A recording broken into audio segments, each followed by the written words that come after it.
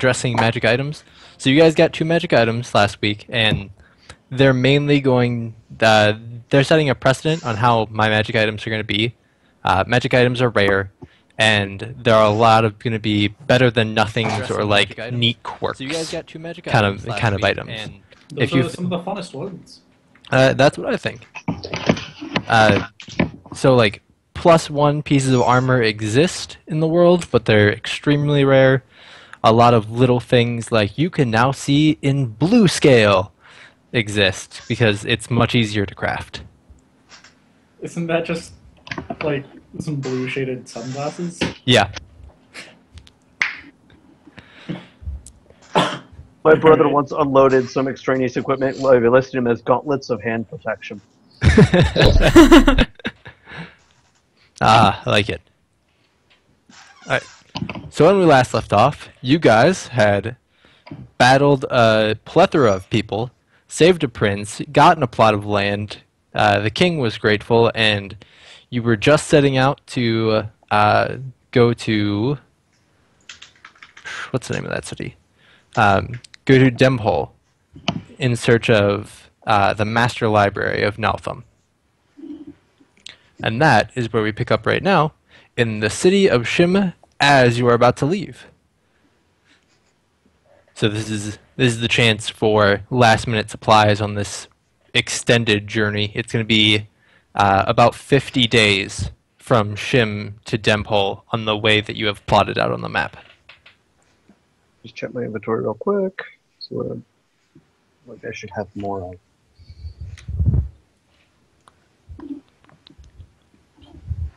Climbing gear. I have potions of healing. I have a shovel. I have rope. Yeah, I could probably do Alright, the we're all healing gonna buy a potion. potion of healing, right? Yeah. Yep. And then you each have 10 gold left over, I believe, after that. From From that lot. yeah, from Gab's reward to you guys.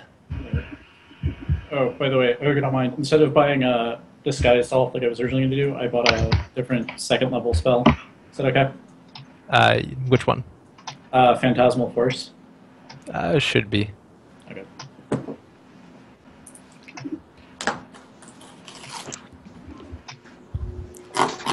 So you know that your first stop along the bend of the river is a very small town named Igelsha, and it's about 5 days away from you.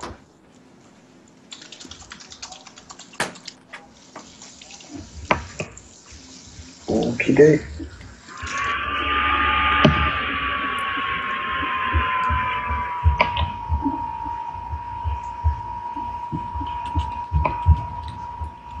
So, what do you all do?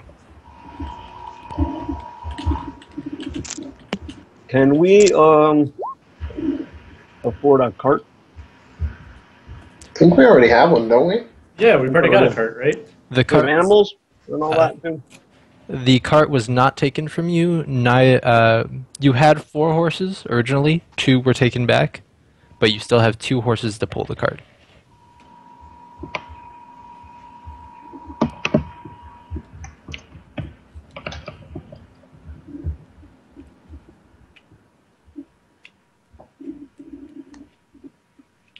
Can we go back to the map? In Roll20. Thanks. Yeah, no problem. I was already there. I forgot to move you guys. We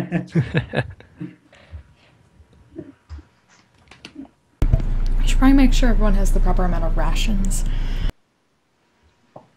Well, what was it? Falgrim can forage, right? Oh, yeah. Yeah. Oh, cool. We don't need to bring 50 days worth of rations for everybody, but I know. I mean, having like- some is still a good idea. Yeah, just in case something happens. And bringing 50 days worth of rations would probably be more than your cart could carry. True. More llama spread. Good thing we're stopping in at like 3 or 4 different towns along the way. Orsham. I can't read all the names underneath the path, but Something we- Gaul. Yeah, Then something Gaul. basically, that's- Lowell. Bengal. Along with potions, I think at least one of us should get a healer's kit, just in case. That's a good idea. Is anybody actually trained in medicine? Nope. Nope. I'm not. Nope. Checking. Nope. Nope. Healers are overrated. Well, doesn't a healing kit help with that at least? Or at least... Yeah, you can use it without proficiency. Yeah, and you no longer have to make a check when you use a healer's kit. They're just stabilized. Yeah, it's How always much does good. the healer's Someone kit grab mine. cost? I am looking that up for you right now. 5 gold. Yeah, 5. Alright, I'll pick up a healer's kit. I will as well. I think. I might as well. I will as well. too. What's the weight on those? 3 pounds.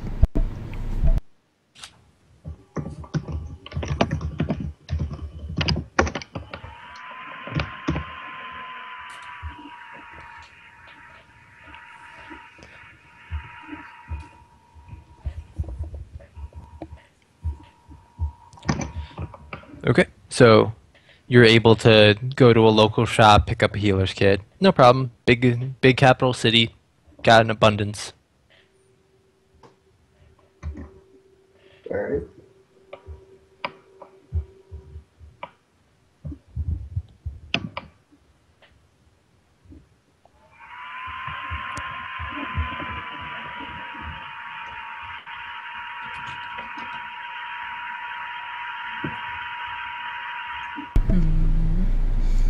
Everyone has like special items like for the people who use melee weapons, don't you? Because I'm tempted to get some like smith tools because I do have smith tools proficiency now, Hmm. so I can keep things sharp. Right. Want to address this. Your weapons don't count as magical until the first upgrade. So right now they're all dealing regular slashing, bludgeoning, piercing, etc. damage. Okay. At level 3, when you get character proficiency up, then it'll start counting as magical. You mean level But in the meanwhile, do they Five. still need like whetstones and stuff like that, or? They don't need the maintenance, but they're just not going to count for magical when overcoming resistances and whatnot. All right. In case we pick up something and want to sell it later, I can carry probably a bunch of do spare smith tools. weapons, but my main weapon will not. And my main weapon counts as magical, but that's why I'm not. I have the shovel that because I thought I might need it, but Oh yes, the shovel.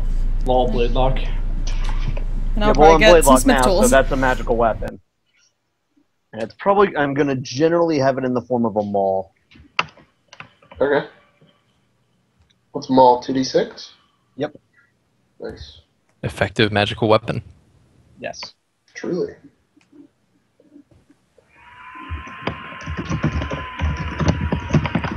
Okay. We need anything else in town?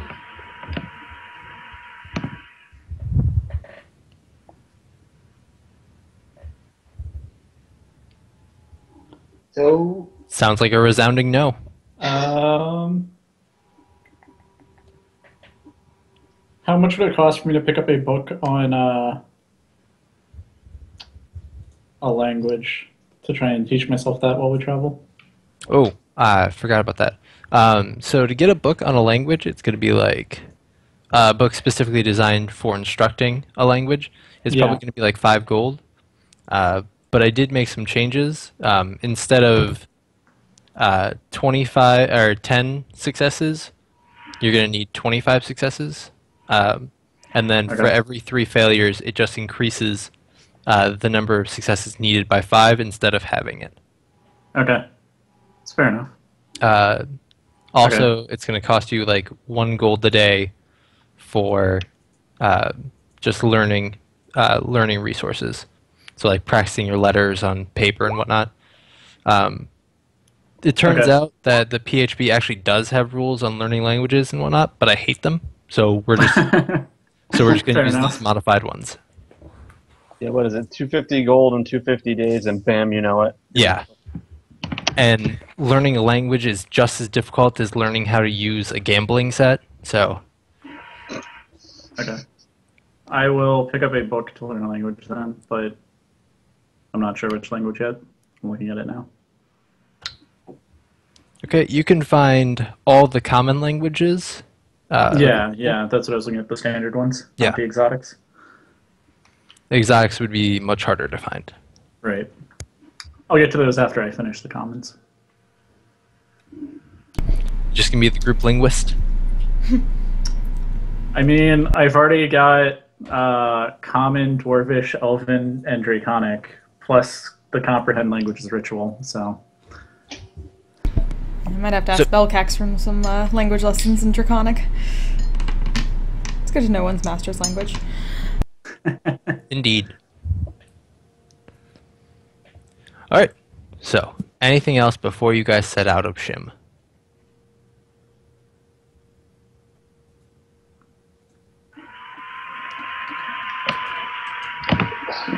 I'm hearing a no. Yep. Alright, so, you guys begin to make your way out. The cart is loaded up. You have your horses ready. You're all set to go on this epic adventure when you hear caw, caw, and a little bird lands right on your cart with a little note attached to its leg. I'll go retrieve that. Very suspicious. Yeah. Very suspicious indeed. So Katana's gonna grab it carefully. Okay. It lets you take it very easily. After you take it, though, it starts to peck at your belt, specifically one of your pouches. Gonna like cover that quickly with one hand while trying to read the note quickly in the other. Yeah, it tries to continue to peck at like your hand over the pouch. It's not trying to break the pouch. It looks more like it's signaling. It wants something from the pouch. Yep. It probably wants gold or some kind of thing for its services. Is that something? Or what does that... the note say? Yeah, is that something that normally is like? Was that a common thing where like people send like messenger stuff, ask for like? Most people wouldn't fees? trust a bird to make it back with the gold, so no. Yeah. Then try to read quickly.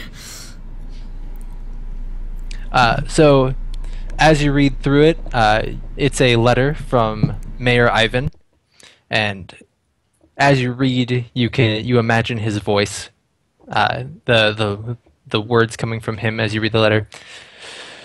Dearest group,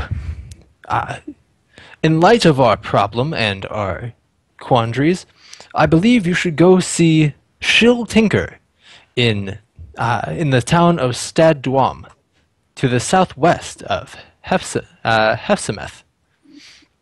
He might be able to shed a light upon our undead problem, so to speak. Let him know that you are a friend to Ivan and Marius.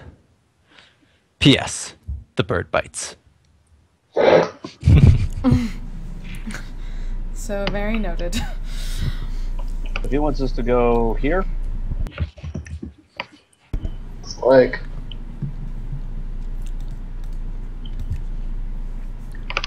But that was That's about the interesting. undead stuff, not about the cultists. Yeah. He specifically mentioned Yeah. undead stuff. Man, library is way more important than this. Right about there where the arrow's pointing.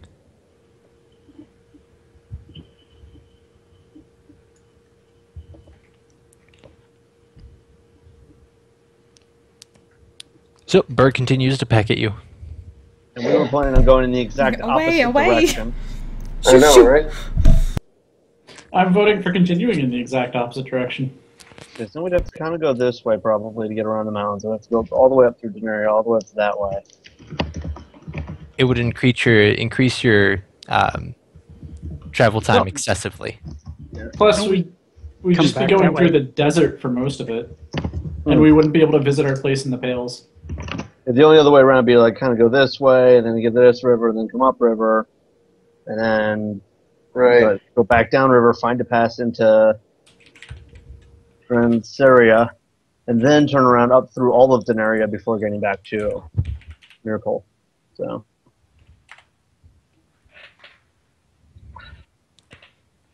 Okay, so the bird flaps back and hovers a little bit, and then moves on to Belcax, who I assume is right next to you, and starts to do the same thing to him, just pecking at a pouch that it assumes is the right one. She immediately shoos him away from Belcax. Basically, almost like bringing out a blade. It at the advancement in aggressiveness, it caws angrily at you and then flies back. Like, dost thou have no manners, bird? Bird hath no manners. He either wants Bird. food Were or you born in something a nest? shiny. yeah, I was going to ask if anybody has any food that we might be able to give it. I have Might 10 make it go days away. rations. Yeah, Well, it's a bit of also ration. cawing, so it might be one of those birds that just wants. I mean, Tiny what's stuff. in the pouch that it keeps, like, pecking at? It's the pouch nearest to it as it lands. So Oh, you guys have lots of belt pouches and backpacks and whatnot, and it's just pecking at one of them. It's a bird. It's not that intelligent. Are the messenger birds typically tipped somehow when they deliver a message or something? Most No. people wouldn't trust their messenger bird to actually bring back the tip. No, not for the person that sent the message, but to the bird itself. I mean, every bird would enjoy a snack now and then. I do It not might have be any bird weird, food. but it wouldn't that be. Yeah. meaning. Either Sorry? that or if it's like some kind of crow or bird that likes shiny things. It's To, like a like, dog gather. does a trick and you give it a treat. Had to train them somehow, right? Yeah. I'm sure, Now I kind of expect he did his trick and now he expects a treat. I'm sure Fulgrim or whoever had the Outlander thing might be able to get some berries. Like, would have had some berries that they would have grabbed. Well, it's a bird. He probably eats bugs. I don't carry. Well, I don't know. Do I carry any bugs? I'm gonna look at a spell list. That is totally up to you whether you go digging for worms. Oh, I'm not just looks digging in for his them. I'm just beard a wondering if little any of bit. my spells would require it. Birds eat bugs and then Darkness, also no. berries, depending on the bird. No. Just look in your beard. Might be some crawling around in there. Actually, Hex I think has some bugs in there. So yeah, I have some in my component pouch. Throw a cricket at it. It gobbles it happily and then flies back in the direction that you saw it come from. Huh. Good thing you had that. I certainly had no insects. Just kind of like shudders at that. Hooray for component pouches. Hooray! Alright, so you guys set off. The guards let you out. You start on your journey, heading northwest. The first day goes rather well, which is exciting because, usually if something's bad going to happen, it's the first day. But luckily you make it to camp at night, and we're going to play out just a little bit of each night to give you the sense of time. So it's been 8 hours since you left. You're all a little bit hungry, a little bit tired. It's nighttime. Go at it. Well, I probably would have been going in and out, finding squirrels or whatnot to supplement the rations. That's probably also immediately what I do as we make camp. Yep. I could also help set up tents and keep everything I'll neat. set up my bedroll and then start watching everything outside the camp. Venric would have an unseen servant help prepare the food, use prestidigitation to make it taste better, and then spend like an hour or so setting up alarms around the camp. Once he's done setting up alarms, I'll kind of pop a squat next to the fire and start munching. Okay, go ahead and make a perception check. Okay.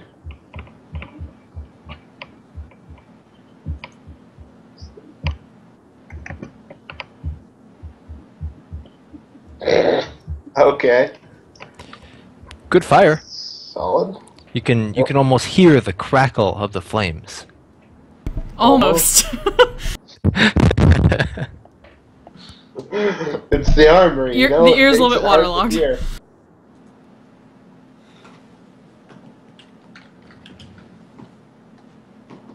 No, Goodyear hygiene goes a long way. I guess wouldn't know. Bless you. Thank you. So I make the assumption that no one sleeps in their armor, correct, or does anything odd. Nah. I guess probably would, but The only problem is sleeping in your armor basically means you'll probably be exhausted in the morning. true. Officially, there's no downside to it in the rules. Yeah, officially. Is there? No. Maybe- I'm thinking of Pathfinder, I guess. No, The rules as, Pathfinder's all kinds of crazy penalties. 5e just doesn't. rules as written, there's nothing wrong with doing it. Logically, it would be uncomfortable as hell, and I can't imagine you'd get a good night's sleep off it. I have heard that in certain kinds of armor, you can sleep sitting up in your armor just as well as you can sleep sitting up any other time. Meaning, if in a pinch for a few days, you can totes do it. Yeah, it just It wouldn't be adds up. something you do like on a regular basis. Yeah. Good to know. I'll slide out of my armor. But yeah, if we were in mid-battle and just like catching a quick rest, then it would be reasonable to sleep in armor. But we're Yeah. on the road. We're a day outside of Shen. This is probably still patrolled. Yada yada.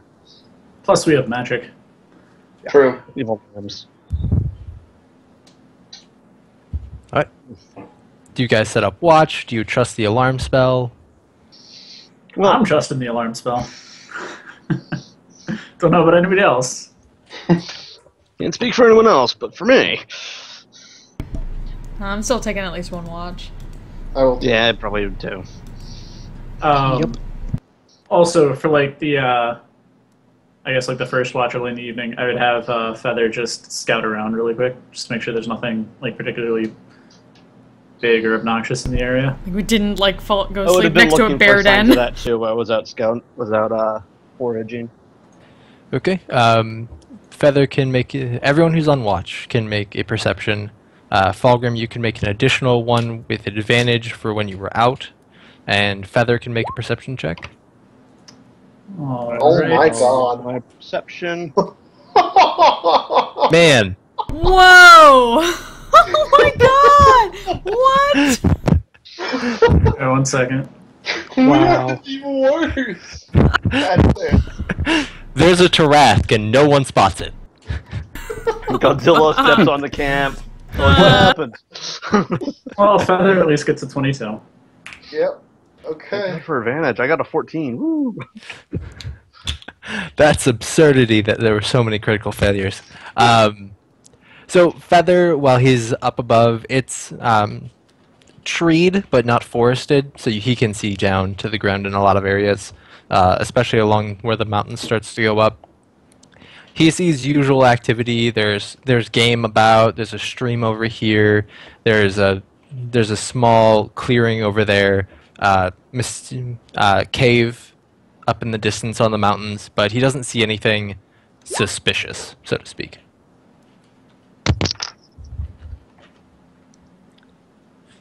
What did you exempt for your alarm spell? 1 second. Let me just pull it up real quick.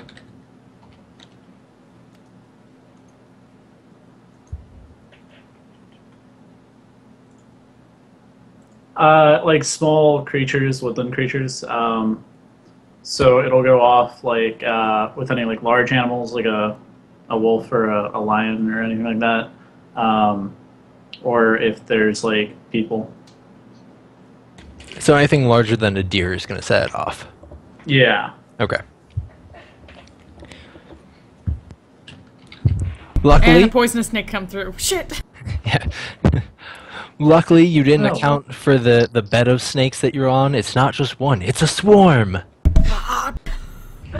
It's like a rat king but with snakes. That is horrifying. That actually is horrifying.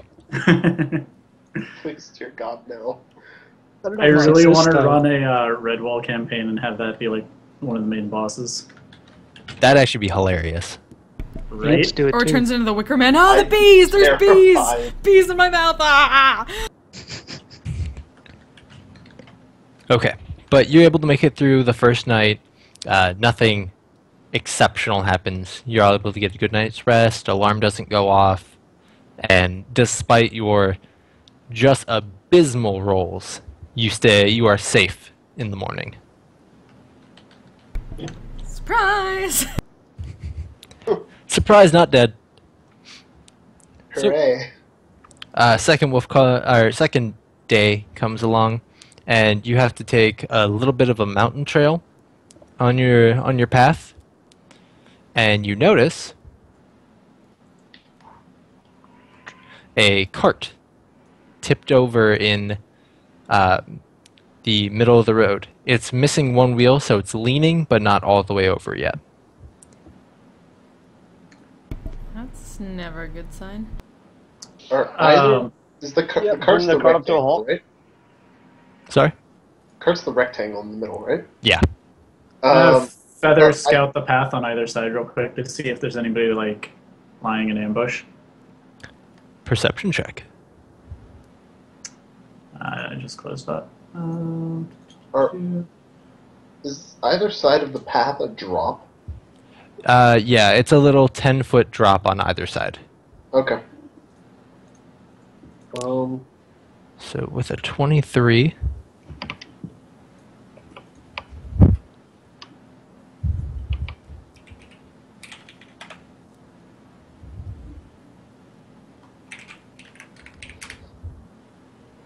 okay, so right or left side? Starting on the right and then circling back around over the left. Okay, so on the right side, he sees movement a little bit off the side and behind the cart. When he circles off to the left side, he sees large movement off in the distance. When you say off in the distance, like how far away? Past the immediate threat. Okay. I'm going to mention that their Feather sees movement off to the right, to the rest of the party, quietly, so as not to alert anybody. Yeah, I think it's more like here. Yeah. So it's to the right and a little bit behind. Alright. I will move up into the front of the party. Yeah, And get Cass will ready stay to close block. to the front and, I bet you guys need your tokens. yeah, That'd be nice. Good help. It couldn't hurt.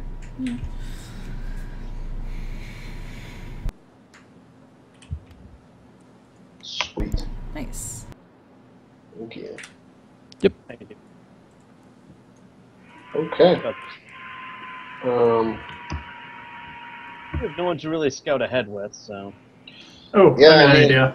I'm going to go ahead and use Minor Illusion to create an illusion of myself by the cart, like walking up to the cart and looking at it.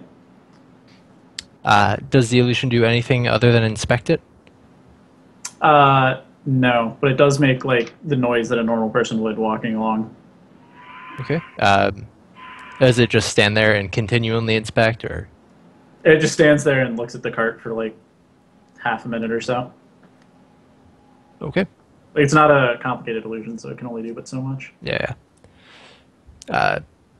You see no discernible reaction.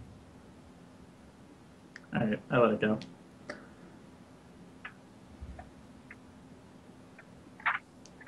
I think we may Well, need to it's- trigger this just to trigger it. Seems safe enough. Yeah, I mean, you're gonna just So do we walk set it on up. fire? Does Feather Yeah. see like anything That would- on or around the cart? Anything, like light the bushes on fire or something? Oh, I can do this. I detect magic all over the cart. Because I can do that. All over the cart. You don't sense anything magical over the cart. It's so it's like a wagon type setup with a veiled cover on top. Mhm. There's a door that's facing you guys, and the right wheel on your side is broken, so it's leaning down and to the right a bit.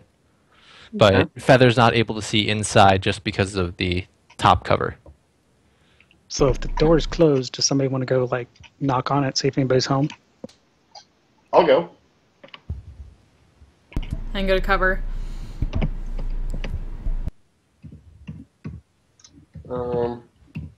Alright. I'm gonna take a look around before I open the door as well. gonna see if I can see anybody around or anybody inside or what. Perception check. Oh. Not actually terrible now. Not terrible. So you don't notice anyone inside. There's not like windows to look through or anything. Katanas, you hear some shuffling in the bushes to your right. Gonna immediately kind of nudge Ikus and point in the direction. Okay. Just like really kind of covering it with her other arm. The motion. Mm-hmm. There might be more of them in the carriage, though. Or in the wagon. Mm-hmm. Let's go for the ones in the bushes. I'm going to move into the bushes and draw my sword. Okay. Roll initiative. Oh, here we go.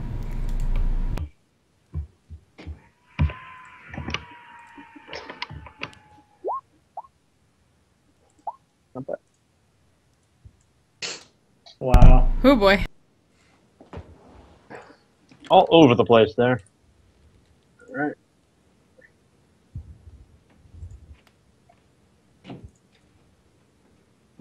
Okay. Katanas, what do you do? So, what exactly do I see? You see 5 goblins all lined up in front of you in the bushes that were lying in wait, but as you stumbled through, they decided that they couldn't wait any longer. They had to act now. Should have set the bushes on fire. Okay. That can still happen. Yeah, it's still an option. You'll just get... True. Except now I'm in the bushes. Remind me what like the general size of goblins and stuff. Like what's They're the small, general- right? Yeah. They're halfling size, so 3-4 feet. There. But they're hunchy, so they're probably closer to 3. They're known to have terrible posture. Okay. So she's gonna basically draw her blades and try to intimidate them. Like, thou hast better move away. You have trifled with the wrong people. Does anyone speak Goblin? No. No.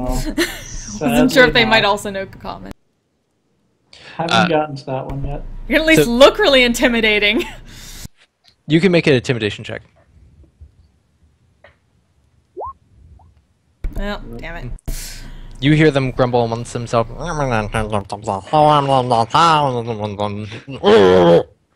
But, I mean, it's gibberish to you. Well, I did give them an option. Or tried. And on their turn, they're all going to choose to strike at you. Of course they did. It's a surprise, I know. So, the one that's immediately facing Ikus is going to draw his scimitar and attack you with it. Okay. Nope. He'll miss. The 4 behind, however, have their short bows ready, and 2 will go at. Actually, they can't shoot around the cart at Kurtana, so all 4 will be at Ikus. Oh, okay. Sorry. Don't worry about it. I'm the meat shield here. Let's see. So we have a 22, a 17, 19, and 12. The 22 and the 19 hit. Okay.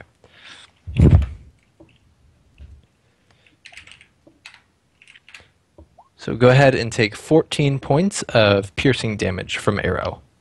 Hey, that's half my health. At which point, Feather is still up there, correct? Yes, actually, I just realized I forgot to roll his initiative. Let me do that. Oh, he's pretty slow anyway. So at this point, Feather sees more come from the top, and they're now charging towards. Oh, sweet. There's. So they are actually able to make it all the way here.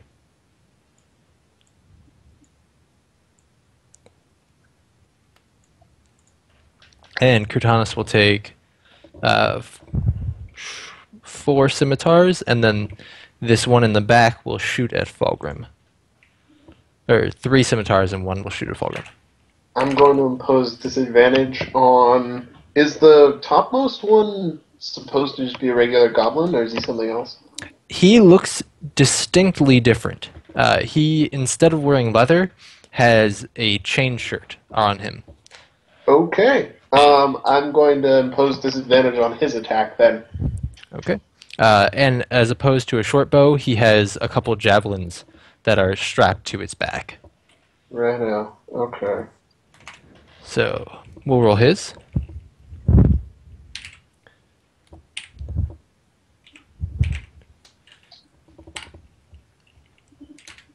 So, I rolled 2d6.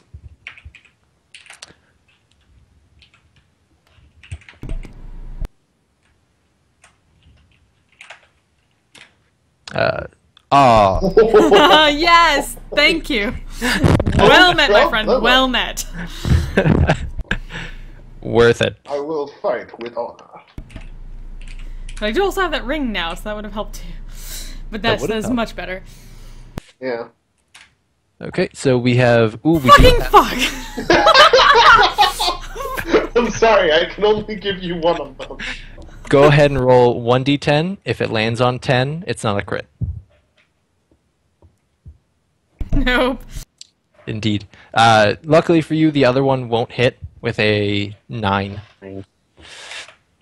And then we'll shoot as well at Fulgrim. 22 versus AC. It's a hit.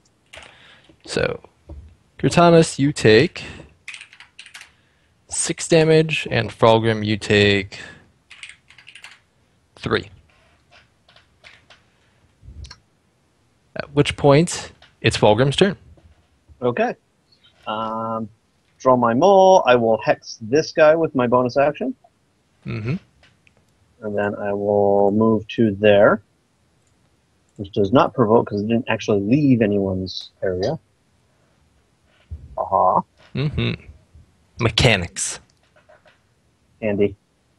Well, I'm not trying to run past them so much as through, so for some reason that's okay. Well, they're all focused on Kurtanis anyway. Alright, so...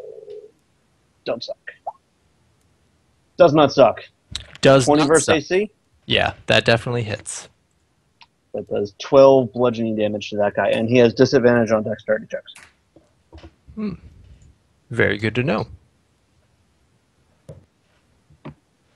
I guess. Hey, okay. I can actually reach the chiefy-looking dude, yes? It'd be a little bit awkward. You're on the right-hand side of the cart. He's in front of the cart, so you'd have to like go around the edge, but it's possible. Okay.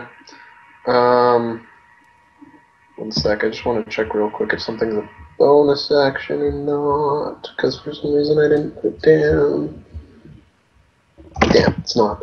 Alright, I'm just gonna start hacking away at the goblins in front of me then. Alrighty. So... 15. It does hit. Hey! Okay, guy in front of me takes 8 damage.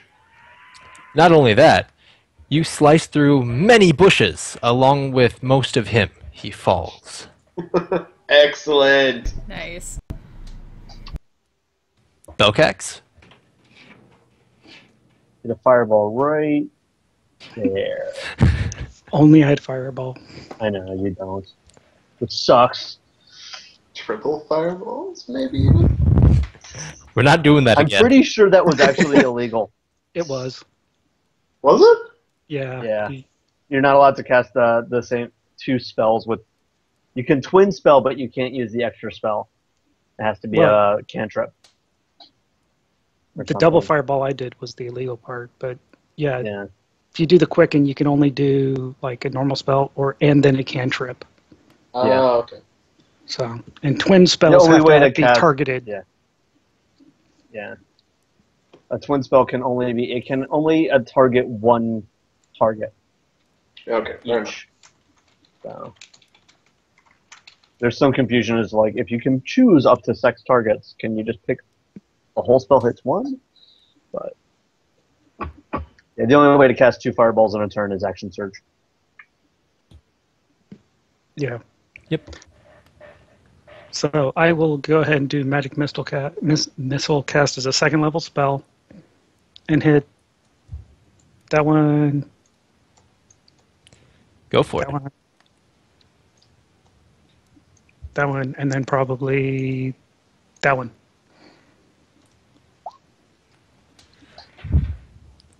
Solid rolls. Mm. -2, -3. Then those are both -5. Benric.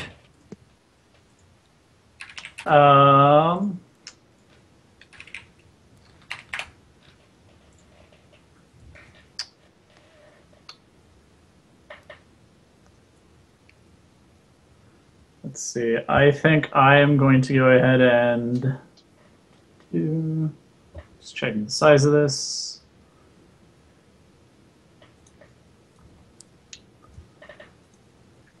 I am going to sleep and hit all of those guys with it. Assuming it. The chief in the back 4? Yeah. Oh. For 23 hit points, starting with the weakest and going up.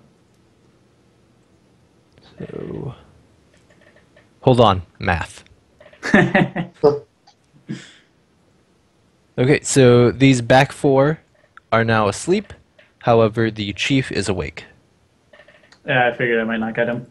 That's fine. Worth it. Nice. Right? I'm also going to take a step back. Go ahead and act for Feather because we missed him. Okay. Feather's just going to swing down by the chieftain and sort of distract him. So whoever attacks him next is going to get advantage.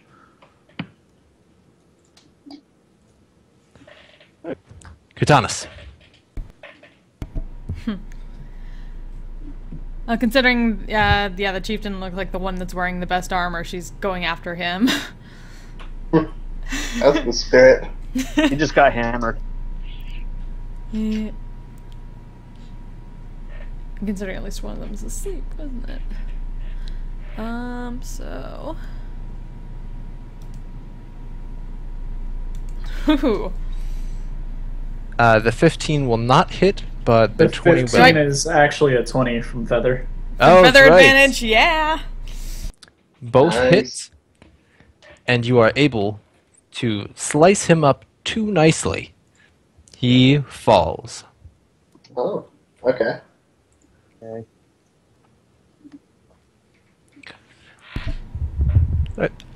Would you like to move at all? No, I'm gonna stay here for now. Okay. At which point, you hear a thunderous ruckus coming from the west, and these 3 goblin will attempt to flee, provoking opportunity attacks. Yes, they will. So, they're going that way. So I swing at one of them for 12, I guess. Okay. Cortanus is able to fell one of them as they go, but 2 are able to make it down the cliffs. When you see this, What the Oh, shit. hell is that? as it does a mighty jump right to here, and you see it dig its tusks into the ground and lift up a large chunk of earth sitting on its outstretched maw. I would call it a not round boulder. Is what he now holds. Oh Can I boy. make a nature check to see if I know what the hell this is? Yes, you may. I do not. You know that it is an amphibian. I'm not going to do much better. Ikus, however, knows a little bit more. So this is an amphibian named Tetsukabra. It is capable of lifting large boulders, kind of like a forklift would for us. it can choose to either throw them at attackers or chew on them to make them explode into piercing chunks to damage those in its immediate vicinity. Huh. You don't know much more other than that, though. Clearly, we should try to tame it.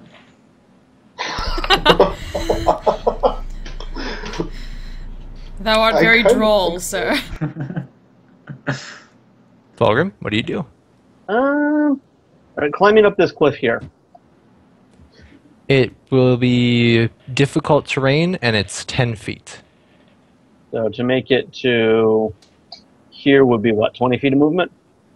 Yeah, roughly. Okay, I will do that. And bonus action, I will hex it. I'll give it disadvantage. It'll have disadvantage on dexterity check. And I'm debating what I want to do with my action here. Hold on a second.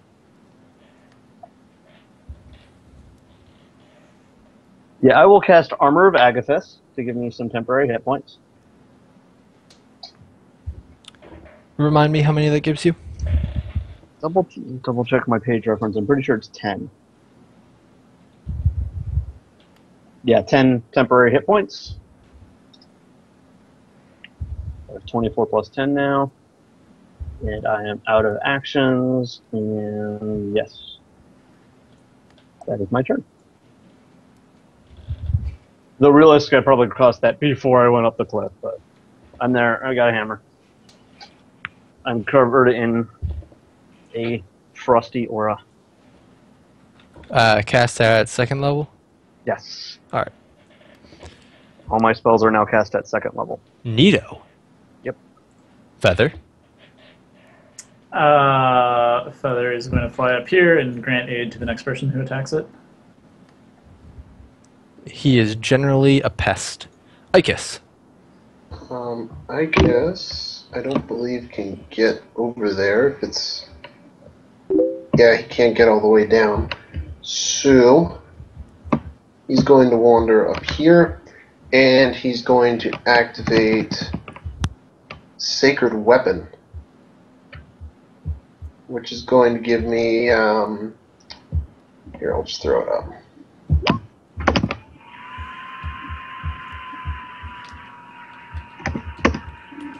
I'm going to activate that, and that's going to be my turn. Unfortunately, because that's a full action. Alright. Bokex.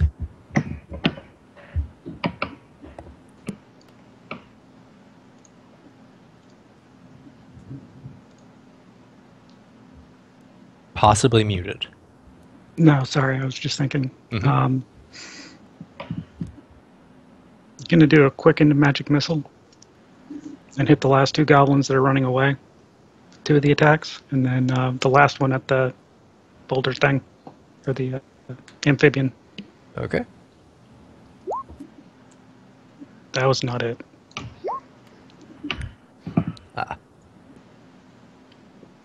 So, magic missile does bring down one of them. The other one is still up, though he looks very seriously wounded.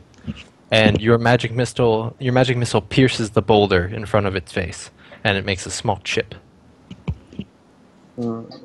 So it blocks it with the boulder? The boulder is so large that it encompasses its entire front in size, so hitting it would have to like go around the boulder in like a.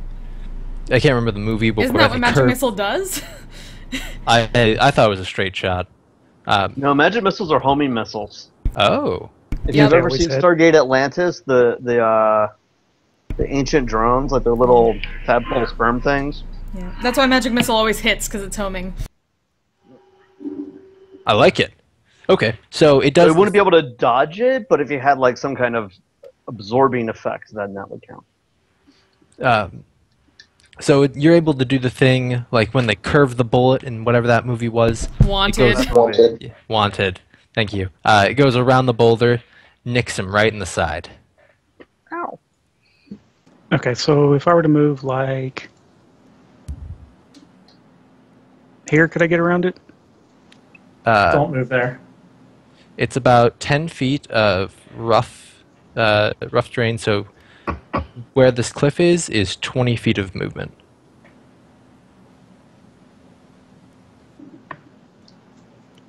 I guess which side is the boulder on the thing? It is facing this-ish way, right? So like facing that way. So the boulder is also directed. So you guys, both you and Venric, can't really see it aside from its legs.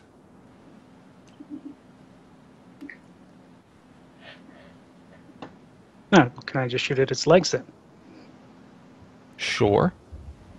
Okay, then I'll do a twin firebolt to hit its legs. For a called shot, I'm going to say disadvantage. But it doesn't matter. Is Feather still assisting on that thing, though? Yeah. So then it would cancel out, right? It would Right. It'd be 9 versus AC. Well, right, for the first one, but then the second one, 15? It would only assist on the first shot, though. Yeah. Yeah. So the second one would still be a disadvantage. So make one more. It's a no. 10. All right, I'm done. Yeah, unfortunately you're not able to find that gap between the bottom of the boulder and the legs. Though you do manage to strike the boulder twice, which causes little chips and scorch marks on it. Venric? Alright. So I'm going to cast Phantasmal Force, which is an illusion that only the amphibian can see. Mm-hmm. And what it's going to see is over in that blue circle, so I can make one that large, is another beast, kind of like it. So amphibious, blah, blah, blah. And it's going to see the illusion, chuck a boulder at it, and feel like it's getting hit by the boulder and blah, blah, blah. So it needs to make an intelligence save with a DC of 13. Oh man. Is that the intelligence save spell? There's like 2. It's one of the intelligence save spells, yes. Is it an int save or an int check? Int save. Okay.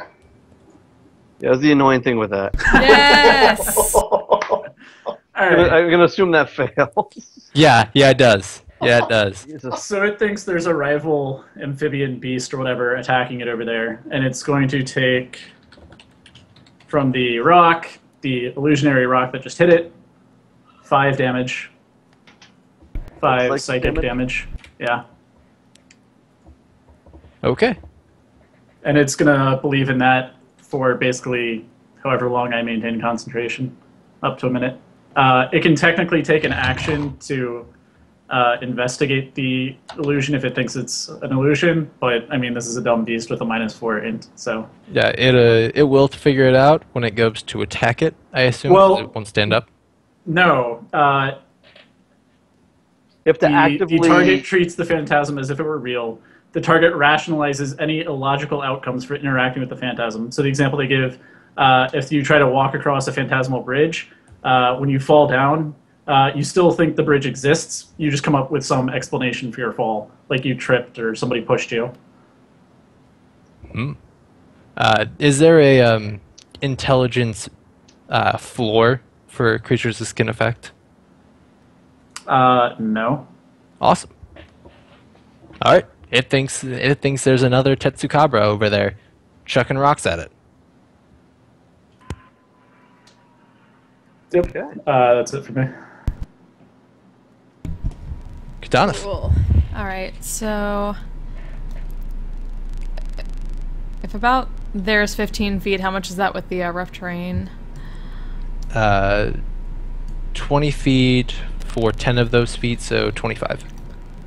Okay, so I can still get up there. So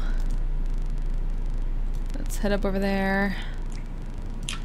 And she's trying to get behind it and kind of skewering it from the back. It is now facing the other Tetsukabra, so that is allowed. Yeah. Though, of course, only it can see the illusion. Nobody else can. Yep. Yep. Point is, it's looking that way. So she gets behind it. And that's not gonna work at all. Mm-mm. But well, nah. If I action surge, I can only use one attack still, can I? Or can I Yep. use my both? If it's another same action, can I use both my blades? Oh, one is Not with bonus two weapon action. fighting. Damn it. Well, You would only get your main attack. Yep.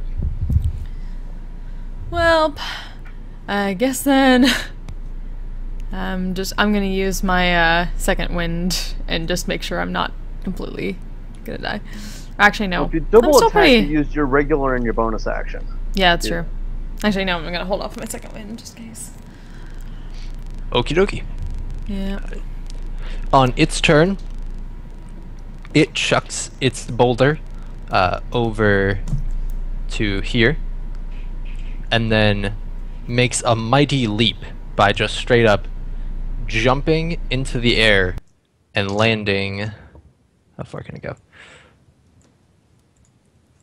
Landing right about here, which doesn't provoke attacks of opportunity when it jumps. You also see its tail swell up as it threw the boulder, and it continues to stay swollen the more it goes. This last goblin over here is able to get away.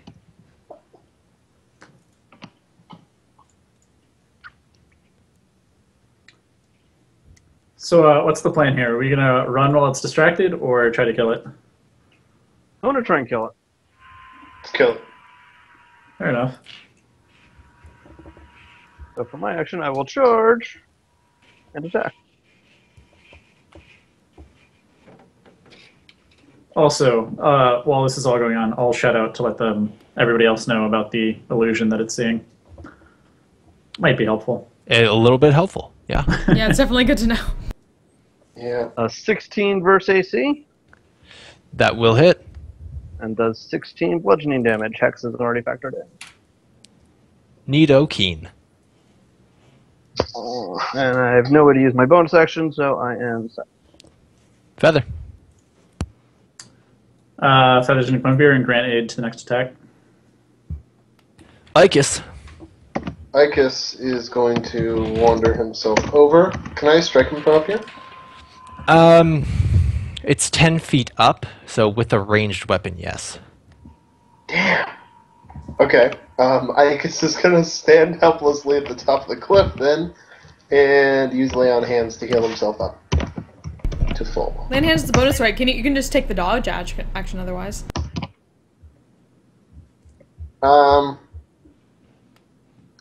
True.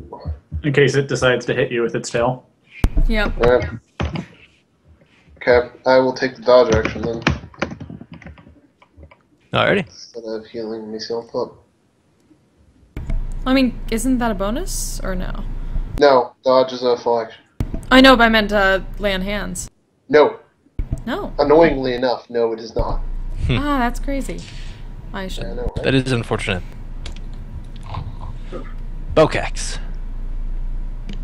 The scorching ray at the Tetsu. Okay. 14 will hit, 11 does not hit, 20 does hit, for a total of 15.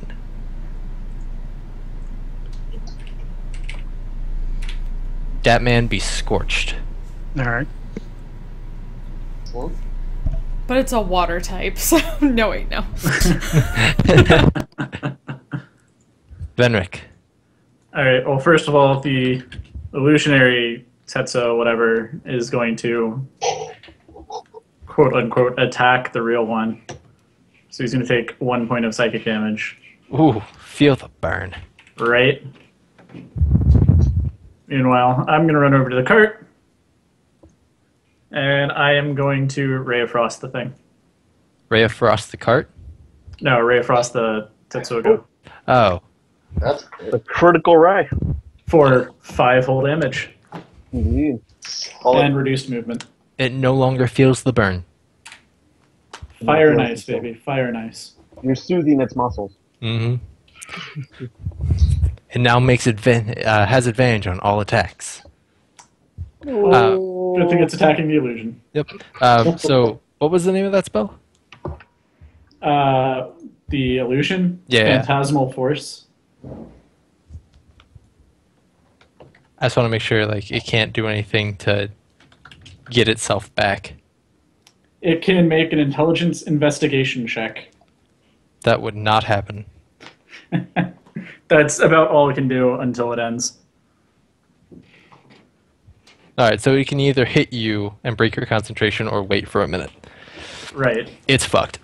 Nice. That's why I really want to get this Nice. spell. I love this thing. Okay. Well done. So you see it dig its true tusk into the ground and lift up, again, heaving itself a new boulder that it just makes out of the earth around it.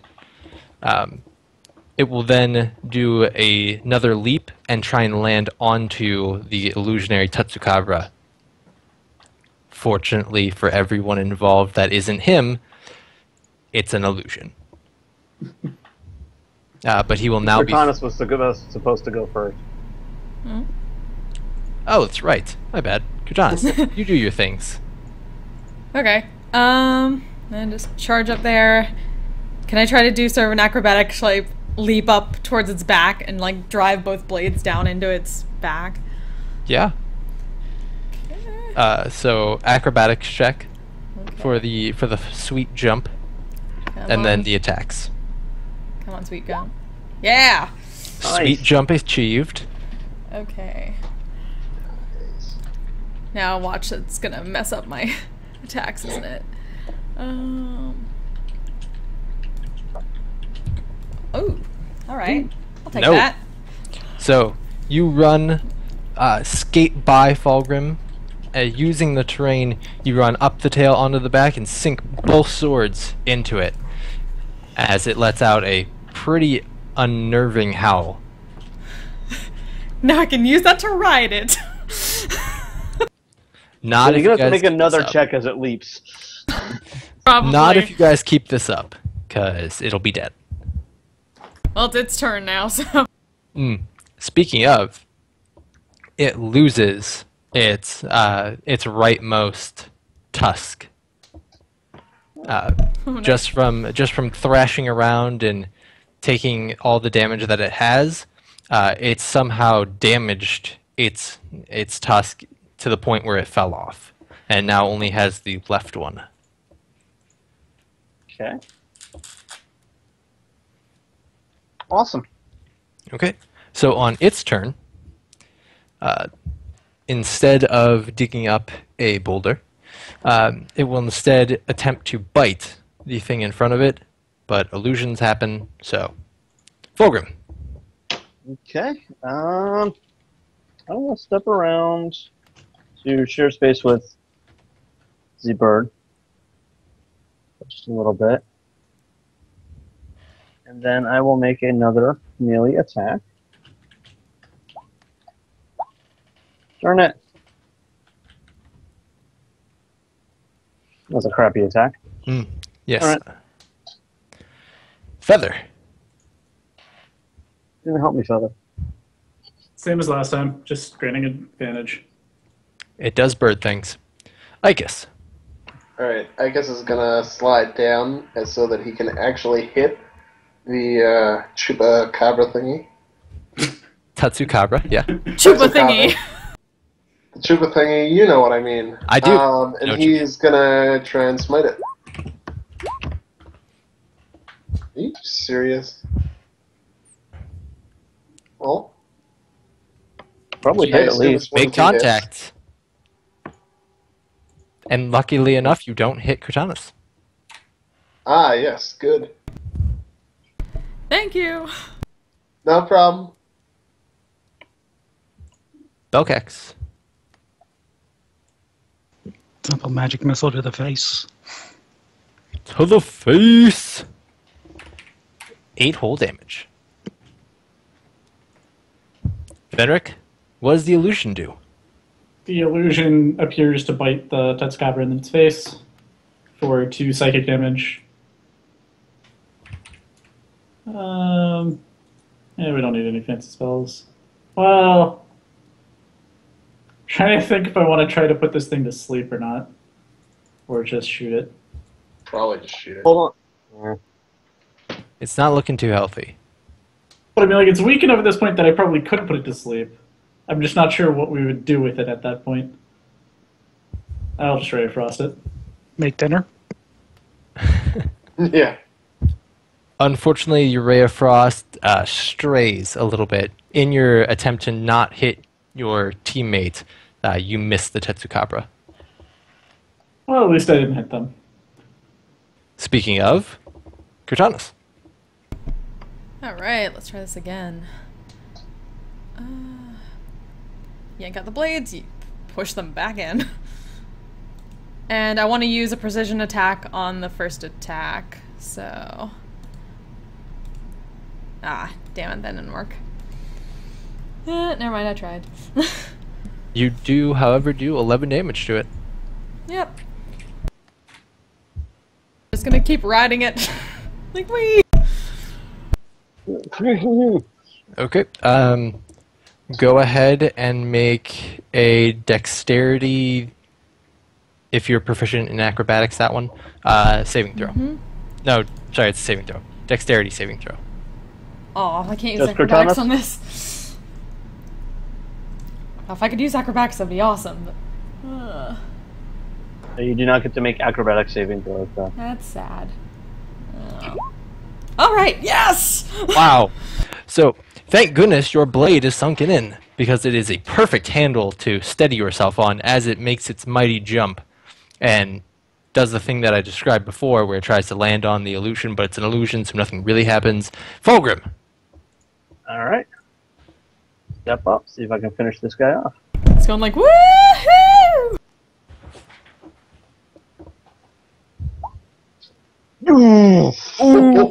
There we go. Yes! Killing it. Hey. 26 Yes. points of bludgeoning Back, why don't damage to you? whatever I can get closest to.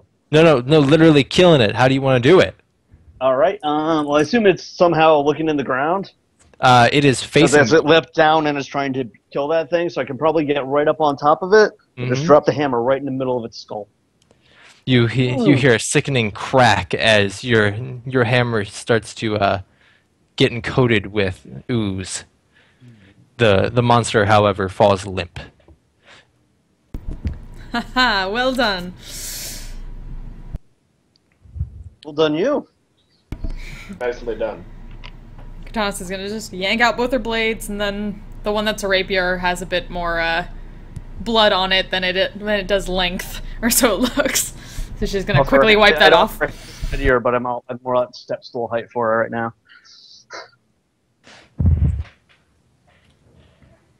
Yep. You do, in fact, still have 4 sleeping goblins in the back.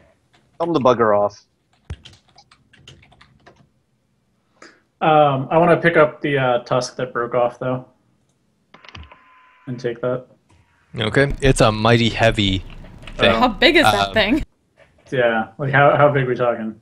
We're talking like 50 pounds and All right, 10 fuck feet. that. Might be able to get like a tooth, or part of a tooth, or maybe part of the tusk, like the end. Like it is a appendage formed specifically for digging out large pieces of rock. Well, and wait, then hold on. it's able to bust them. What kind of like tusk are we talking about here? Is this like nice ivory that could be sold? This could definitely be sold. It's not ivory though. Okay, but like it could be sold similar to that. Yeah. Okay, we got a cart. Let's load up both tusks in the cart. I'm thinking if you wanted to make a magic shovel, this would probably be the ideal base material. Well, we've already got a magic shovel. Probably, actually. But shovels are like But we could super have useful. 2 or 3. You could be the team of people who wield magic shovels. But we could be like, oh no, they're coming! Quick, build a fortification. And like an action later, there's a whole like trench system. They're living. It's like somebody casts a spell, boom, entrenchment. Well, Fenric is going to try to pick up one of the tusks. Fail. And then suggest Icus that we load both of the tusks up in the cart to take with us and sell later. Ika says, "That's a fine idea. Why don't you do that while I check the cart?" Katana's already checking the cart. Oh. Okay, so both you and Icus Please make dexterity saving throws. Oh boy. Here we go again.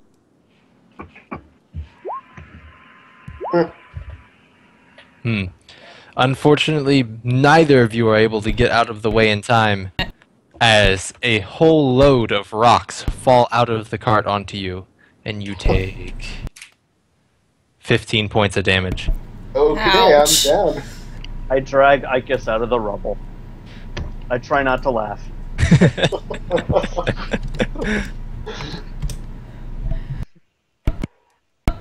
Well, glad I saved myself second wind.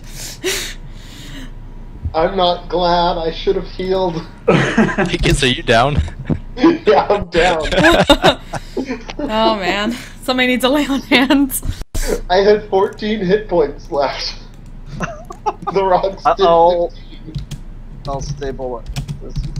Let's heal me. Wait, we never did anything with the goblins yet. Nope, they're still asleep back there. They're gonna wake up soon.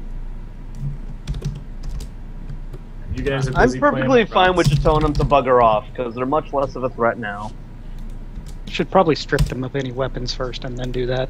Yeah, we'll do that. I'll make sure Icus isn't going to bleed out before I come over here and start disarming the goblins. I'll help with Healer's that. kit? Yes, I have one. Do Okay. they get used up each time you do it, or? There are 10 uses to a healer's kit, Okay. Let me- so mark one off. Damn it. Noted. 9 out of 10 uses left. Alright, Icus, you are stable. You don't have to worry about dying. Okay. You can strip all of them of their shitty leather armor, their rusty, crude scimitars, and their makeshift crossbows, along with bolts. They are now loinclothed humanoid creatures. Probably wouldn't even worry about the leather armor, because I don't touch that crap. Alright. I'm halfway inclined to just end them while they're still asleep, but then I figure that's not really forgiving, so I won't.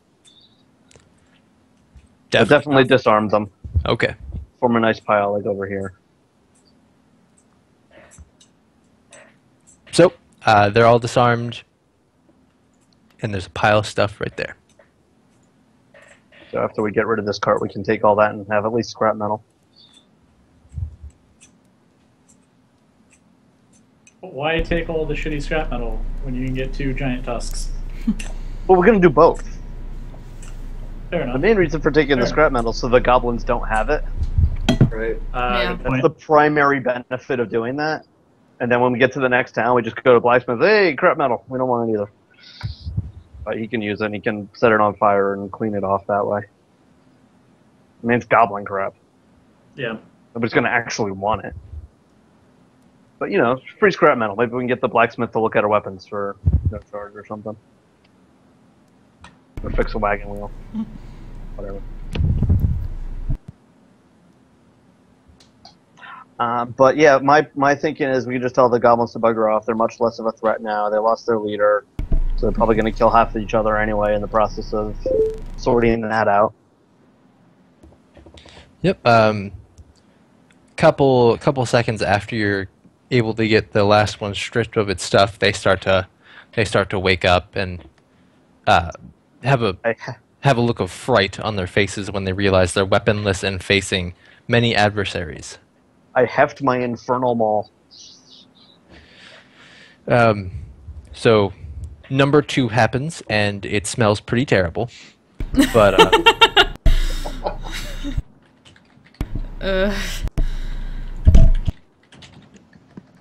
at which Sloven point creatures. they start backing up as fast as they can, so long as no one tries to, well, beat them in the face. I'm letting them run. They'll probably fall down the cliff, run away. They do their best not to die as they run away. They slip on shit. Honestly, it was close. He almost did. But you have successfully dealt with the goblins and the Tetsukabra. Yay! Yay! Did anyone check inside the carriage after the rocks came out? Not yet. We want to deal with goblins first. All right. Time I've to been recheck. searching the dead ones. The dead ones all have the same on them, aside from the leader, who has shitty rusted chain instead of leather. He also has a small pouch underneath his loincloth. It sticks out, so it's pretty easy to see. Like it's a large lump, but it holds 15 silver and 12 copper. Well, unless anybody really wants to grab that, I'm going to have an unseen servant pick that out and pull the coins out of the pouch so we don't have to touch it. It just seems like a good idea to me. Have at it. You said that was how much? 15 silver and 12 copper.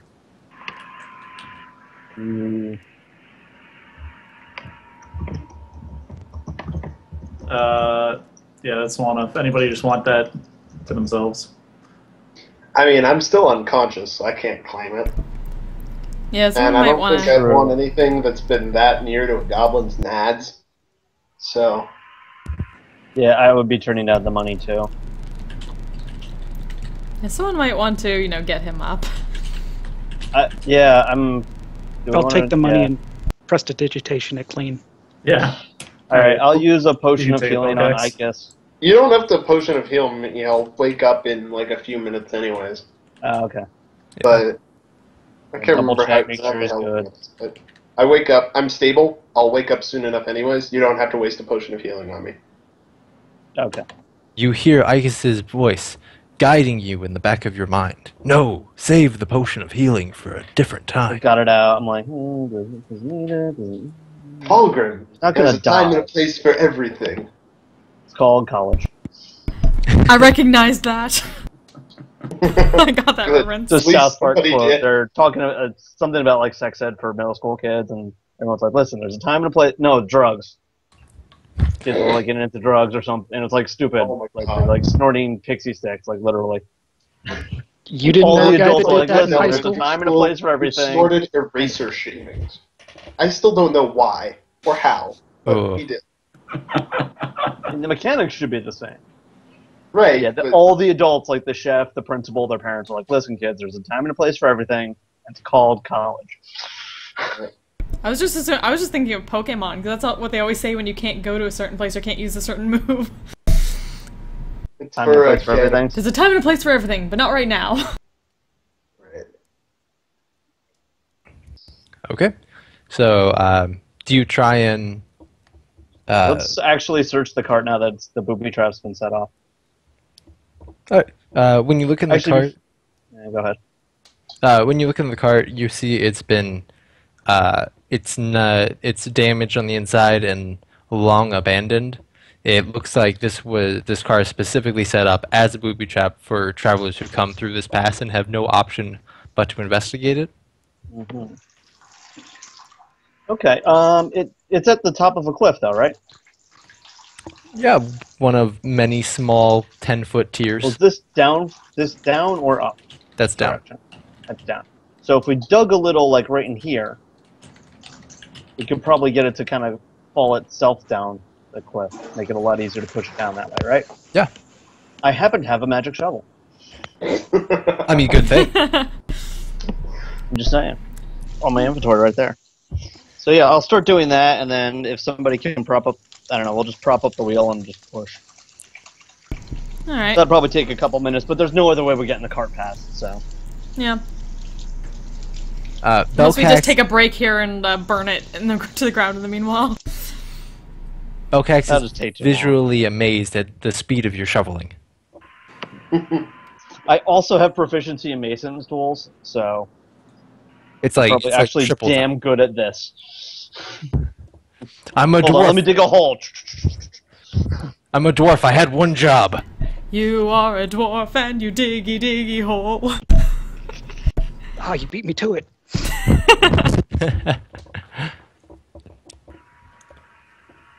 So did anyone actually try and go and load up that broken tusk? Not yet. I think we were gonna. Icus claimed it, so I know I definitely did not. somebody did. I think Venric tried to get me to help him with it, and I told him, yeah, go ahead and do that. And Venric is weak. He cannot do that. If Belcax was interested in it, Cortanus will help, but only then. I'd just like to cut a little piece out to try to make a shovel out of it. I guess 1 hit point. We have 2 incredibly giant tusks to use. Okay, how would you like to go about trying to carve it out?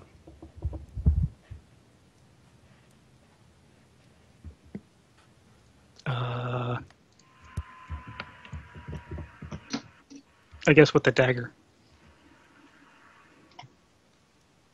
Just try to cut a little square out and then shape that down into a shovel. Okay. Like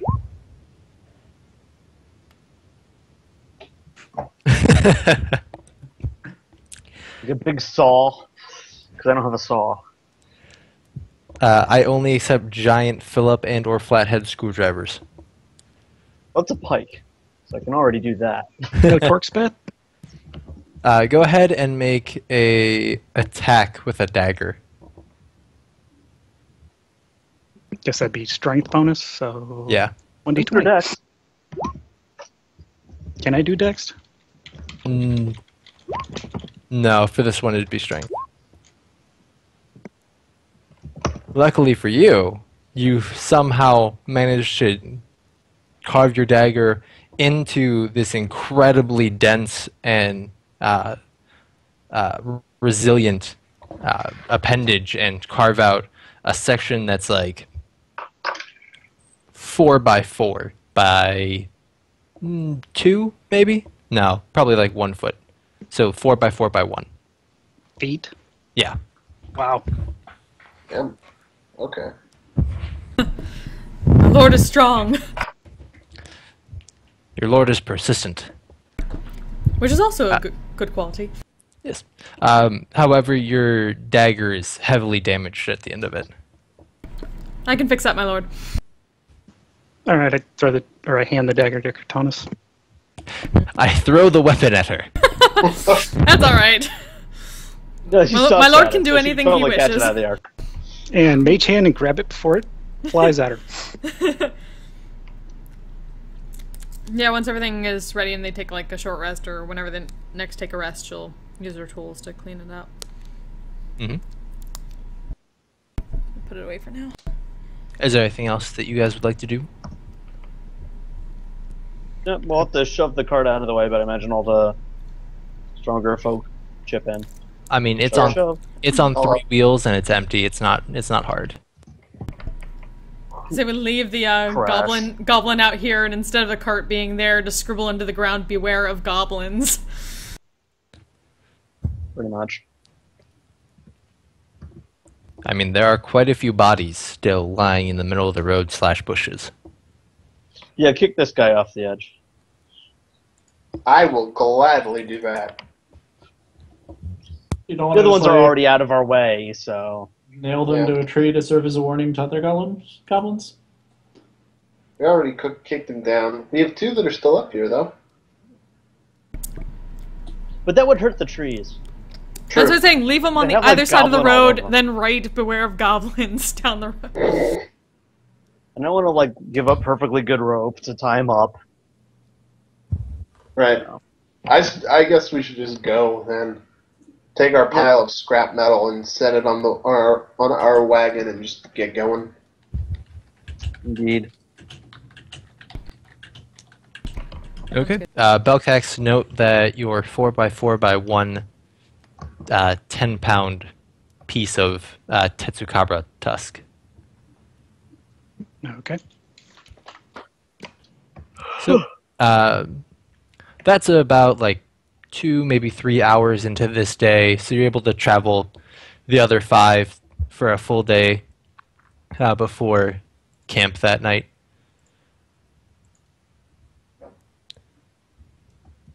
What do you do? Make camp? Same Yep. as last night. Same Yep, thing Smith we tools did in the last downtown. night. Set up my bedroll and go check watch, and I guess everybody else do the same shit. Yep, do some scrounging, see what I can get in terms of small game and edibles. That takes you pretty much all of your time. Yeah. Venric, are you using an hour every night, or is that for late, some other time? Oh, for the language stuff? Yeah. Yeah, I'll go ahead and do that. Okay. So it's just an intelligence check? After 5 days. Go ahead and mark off 2 gold. Okay. No one chose to load up the tusk, so no, you have your 4x4x1 section, but the rest of the animal is now rotting on the side of a road somewhere. God damn it. We can go back for one if y'all want. I mean, I'm sure if you really want more of them, we'll be able to find more at some point, but It's not worth going back for. It's just, while we were there, we might as well have grabbed it and sold it. Mm.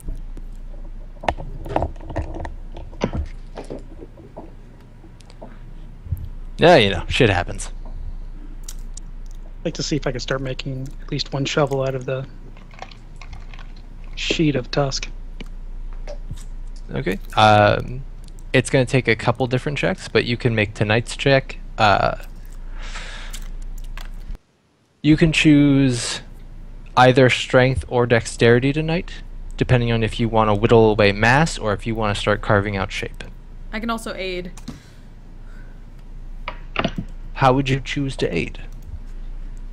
Basically, applying more force, like, since I have the strength for certain things, like, if he gives me the general idea of how to do things.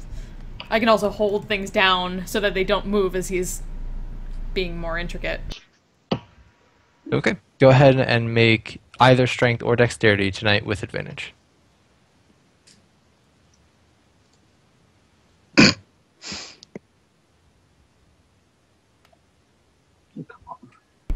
And my roll 20 crashed, so I shall be right back. Mine did the same thing. Yeah. I did so for everyone. Oh no! Roll 20 just died. Just hit refresh. So did I y'all see the rolls I usually did? find giving it a few seconds fixes it, because mine's back on already. No, Oh, I guess- we didn't get the roll. It was an 8 and a 6. I just have a protocol error. You don't have a huge amount of success tonight.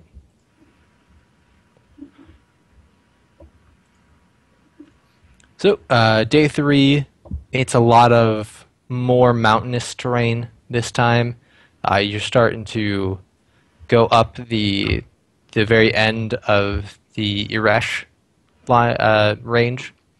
And this is, from what you've heard and from how you traveled last time, you know this is the more safe part of the journey, because anything up here can be easily seen from a distance, except for, you know, really, really large predators like mountain cats. But you don't run into many of those around these parts. So night 3. Does anyone want to do anything out of the ordinary? nope. Continue making the shovel. All right, go ahead and make another check. Oh, and when I said I just wanted to like cut a little piece about a shovel, like the end of a shovel size out of it, because I'd like to try to make multiple things out of it. But you said dexterity? Dexterity or strength, your choice. Aid. Aid. Thank goodness for aid. Yep. So that is the shaping of it. From the piece that you took out, it's starting to look more like a shovel than just a square or rectangle, whatever, however large that you cut out. Actually, that's kind of important. How large of a piece did you cut out? I guess the size of like a military trenching tool, so about 1 foot long, maybe 8 inches wide. Okay. Call it a foot by foot just for ease sake. That works. All right. So your foot by foot piece, it now looks more like a shovel tonight. Night 4, day 4 rather. Much the same terrain. It's a little boring at this point because it's just mountaintop. You see vast desert and plains over to the west. You see mountain and some forest over to the east, along with the Sea of Arklan. But nothing really eventful happens until the night comes, and I assume we want to make another check to make a shovel. Yes. Go for it. This one is going to be strength.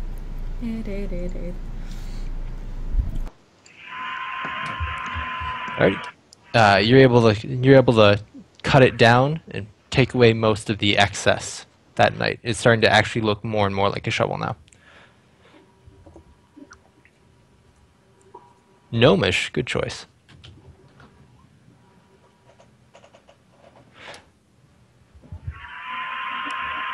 Great. So, night number 4. Go ahead and do one more dexterity check. All the aid. Oh, ooh. Nice. That wasn't bad. Yeah. Okay.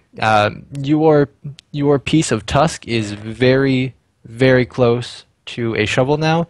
It just needs some finishing touches, and it'll be there. Or a shovel head now. Finishing touches, and it'll be there. However, halfway into day 5, you guys make it to Igelsha. This is a small town. By small, I mean there's a very large inn named the Head of Orc and Axe of Dwarf, and then 3 other buildings. But don't be mistaken, the Head of Orc and Axe of Dwarf is enormous. It's 3 stories tall. There's a very large back section where you hear people behind it. And it's got an entryway that's about 10 feet wide for the door. I'm feeling like there's a story behind this inn, but not sure. Yeah, let's go in. I don't want to sleep under the stars again. Yeah, fair. Let's go in and get ourselves some rooms. Alright, so as you go to walk in, right above the door in little letters, you see Head of Orc, Axe of Dwarf, Inn, Track, and Gambling Hall. And it holds true. You walk in, and immediately as you walk in, there's a giant mounted orc head above the inside of the door. And on the inside is the first level. And you see tables off to the left. You see 3 roulette pool off to the right. You see card games in the back. You also see a track where incredibly large wolf creatures are doing a lap right now. Guys, we found Arklan, Las Vegas. Yeah. There's a counter immediately to your right when you walk in, and it looks like a check-in sort of place. It's got assortment of keys behind it, along with some papers on top of it, and a very tiny handbell. And then off to the left, you see more of a box type thing. It's a higher desk, and it's got a little, not window, but shield essentially, where you can't really get past the desk with ease.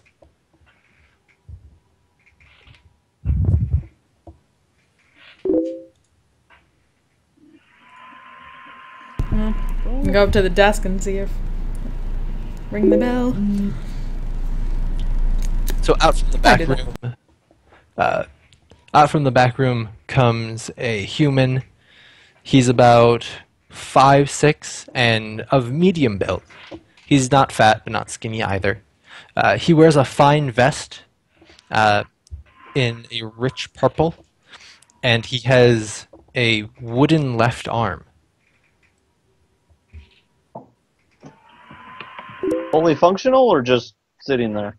You see it functioning. Oh, nice. Well met, good sir. Oh, you too, lass! What can I do you for? You need a room. Aye, that we do. Me and my compatriots. Your compatriots, how many rooms? She'll look over. Let's see, 1, 2, 3, 4. She'll raise up 4, please. 4 rooms. All right, we can do that. It's standard fare. So go ahead and 4 gold for all of you, or 8 silver apiece. All right. Yeah. Hand that over. Okay. As he gives you the room keys, he tells you which rooms they are, and then he goes, "But hey, it's still early. Go ahead, check out the games. You know, I'll even throw in a bonus if you want to place a bet on the dire wolf track." I shall have to see what my lord prefers. And she'll look over at Belcax and see that he's already gone out to check out the card games. I may wish to get back to you on that, good sir. I'm actually going to go back out to our cart and alarm it. So if anybody other than the party tries to mess with the cart or get anything out of it, it'll alert me personally. As you go out, you see someone, a young lad, maybe he's prepubescent but not far off, starting to pull it away.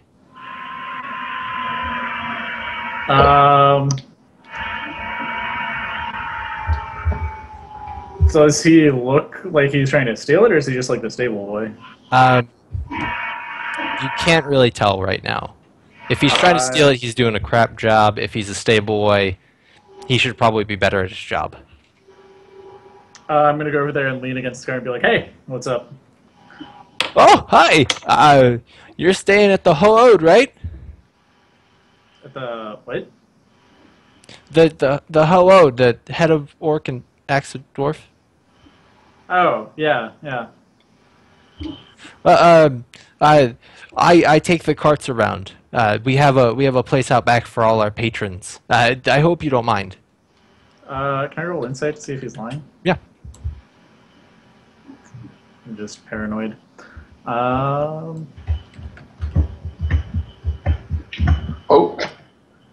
He seems on the up and up to you.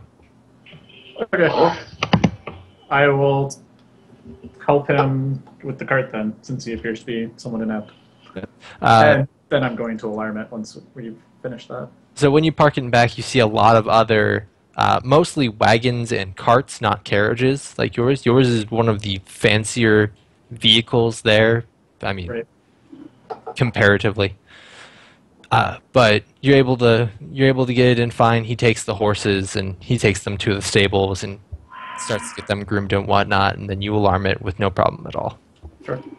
After that, I'm just heading back inside. Okay. So let's go over to Belcax and the card game. So the game they're playing is blackjack. There are 3 other people at the table along with the dealer himself who are currently playing. There are open seats if you'd like to join. Yeah, blackjack's not really my game. I'll go upstairs and start working on the shovel some more. Try to finish that off.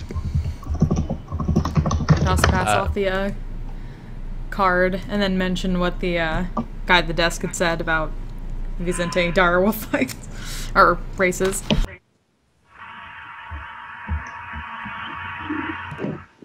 Thanks for the heads up, but cards are really my game. Likewise. Okay. Go ahead and make a strength check for the shovel.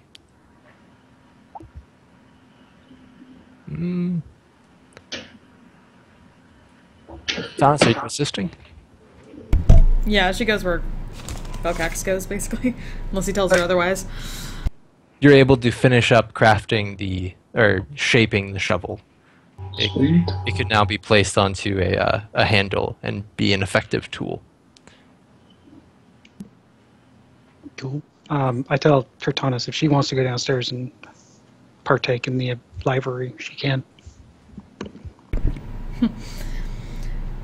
Dost thou wish me to try, my lord? Up to you. If you want, go for it. I suppose I could give it a shot. I am a bit rusty, unfortunately, but perhaps. I'm gonna get in on that blackjack. Yeah, she'll go in on the blackjack.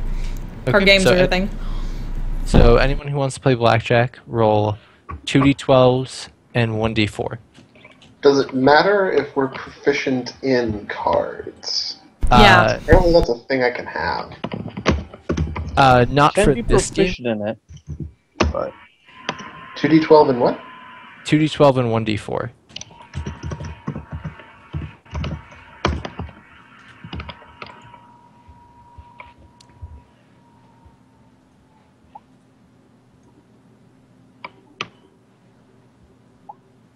Okay, so the way this works is 2 through 10 are face value, 11 is jack, queen is queen, or 12 is queen, a 1 is a king or an ace.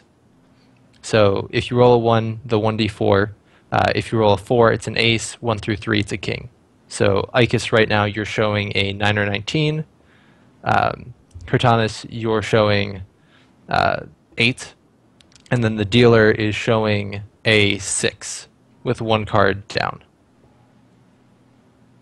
Solas says, you want to hit? I'll hold. Okay. He points at Cortanis. You want a card? Yeah, she'll tap it. Hit. 1d12.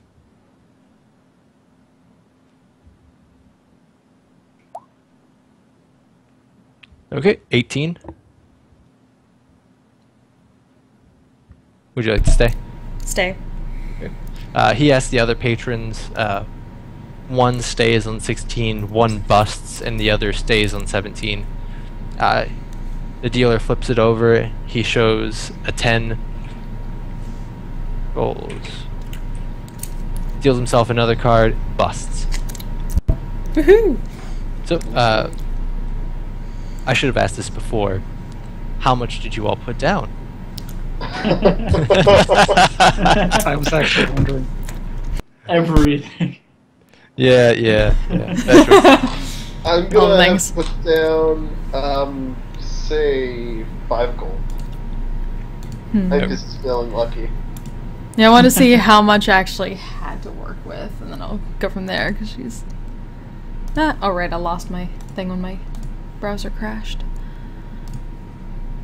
Check it out. Oh, come on. Don't give me that again. I guess you can write down that you got an additional 5. Oops. I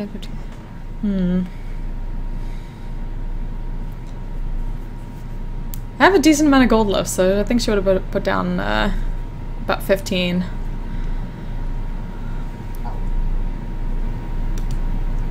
Alright, write down another 15.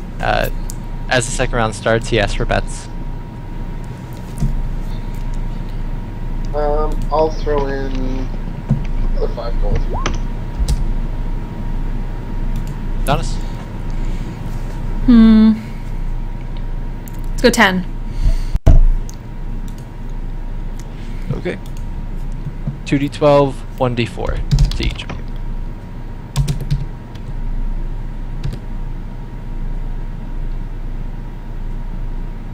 Ikis shows 20.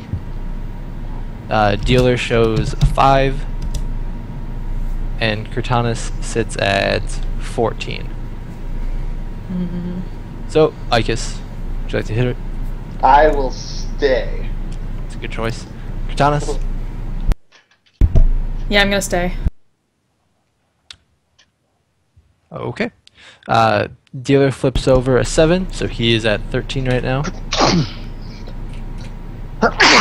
Oh, wait, I was at a 14, not a 16, right? Yeah. So he's already ahead of me, so it hit. Go ahead and roll 1d12.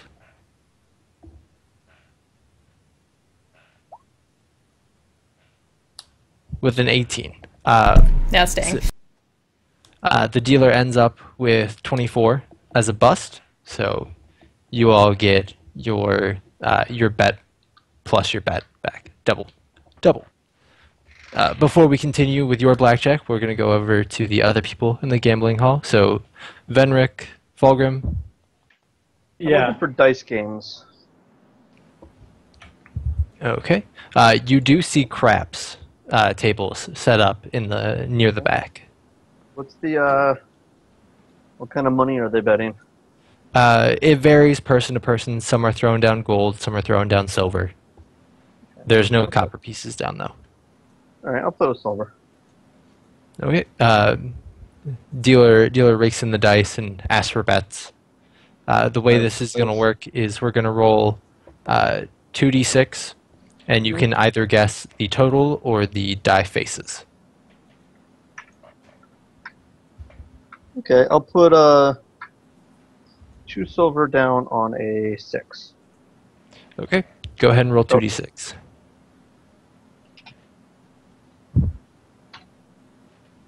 Ah, He rakes in yours and a lot of other people's money. And then, as the new round's about to start, he asks for bets again. same bet. Yeah, same bet. Okay. On the same results. You hear cheering from a lot of the crowd that is near you. Unfortunately, he takes your 2 silver. All right, so we'll go the guy to just lost. Venric. So Fenric is just sitting in the corner drinking some ale and reading up on his book of Gnomish language. So this has been 5 days now. Yes, please make an intelligence check. Just straight intelligence. Yeah. Well, Unfortunately, the travel took its toll, and your learning for this week wasn't very effective. Please mark down 1 failure. yep. Okay, so we'll go back over to Blackjack. As a new hand is about to be dealt, he asks for bets. Cortanis is getting out at this point. She's had her fill. But she'll tip the dealer guy gold for a good game. He thanks you kindly as you leave. Mark down the gold that you tip. Yep. I guess you know what to do. I bet another 5. You know what to do? Mm-hmm. Okay, you are showing a 9. Eesh. Dealer has a king showing. Oh, good. Okay. Hit. That's a D23. Why That did was. I roll that? All right, you sit at 18. Okay, I'll stay.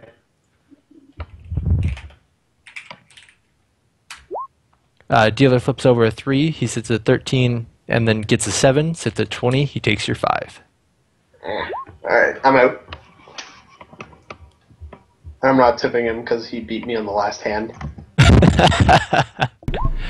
You get a disgruntled look as you go, but otherwise, you know. shit Cortanis is gonna go try to find like the bar area and see if she can get a bottle of good wine and a couple glasses. Excellent idea. There's a bar, right? Which means there's a bartender? Yeah. Which means I can question them? Yeah. Sweet. The bar is attached to the check-in desk. It's in a corner, so on one side of the corner is the bar, on the other side is the check-in desk.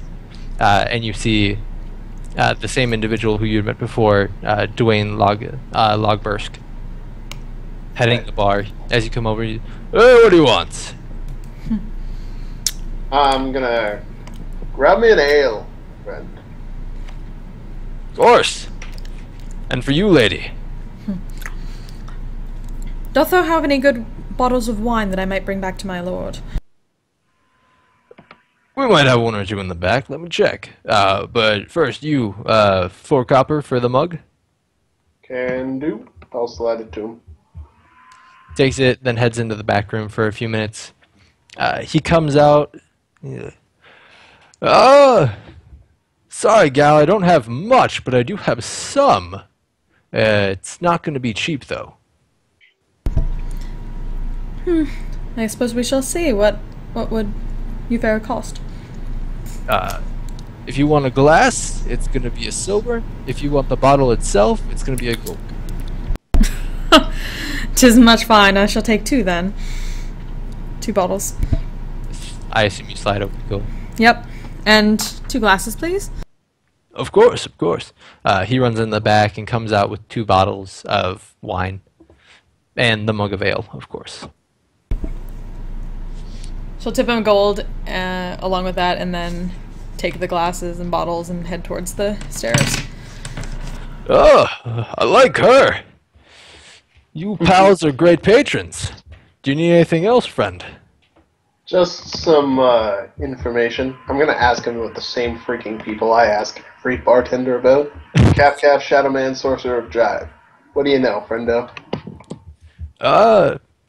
So, from what I hear, wasn't there a town recently that had trouble with Caf? Yeah, not Ice again. What the heck was the name of it? Carcador. Carcador. That's the one. Yeah, I heard they had trouble with some dancing undead.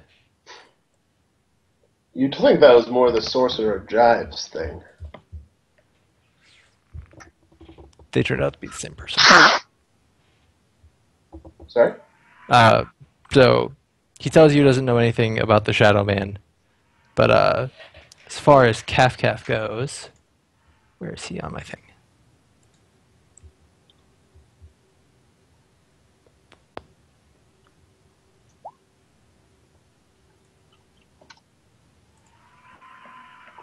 Yeah. As far as Caf goes, you know from last time that Caf is the Sorcerer of Drive. Oh, okay. Yeah. I didn't know we'd established that. Yeah. When you were done with the attack on the town, the Sorcerer of Drive was the one leading the attack, and they had identified him as Caf, the sorcerer who they had originally defeated, and is back for some reason. Right, I knew it was Caf who led it. I didn't realize we definitively called him the Sorcerer of Jive. Okay. Yeah. Cool. Yep. So he doesn't know anything about the Shadow Man, but alright, sounds good. The Shadow Man remains an elusive mystery. I will give him... I'm going to get at another mug, and I'm going to tip him a silver. Tell him thank you. He appreciates it very kindly. As you're talking and drinking, you like that orc up on the wall? Any dead orc's a good orc. We share the position, my friend. You know, I slayed him myself. Really? When did you do that? Oh, years ago. Back when I was traveling in Emhoran, I found a man on the side of the road who was being jumped by a lone orc. Not sure why he wasn't with a band, but I came up and attacked the thing. Lost my arm in the scuffle, but eventually got his head. You know what? That man turned out to be distant royalty. He got me a favor with a magician who was able to animate my arm for me. Ah, so that's why you've got an animated arm. I was wondering, those are very expensive. Yeah, not everyone gets one of these. Certainly makes me unique.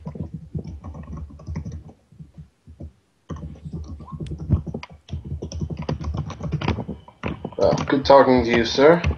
Oh, you too, pal. Alright, so we'll go back to Fulgrim now. One more round of dice. Okay. I'm bidding on 8 this time. How much? 2 silver. Ah, okay. Unfortunately, luck is not in your favor, and he sweeps in 2 silver, swept away again. Alright, I will then proceed to the bar to purchase a beverage.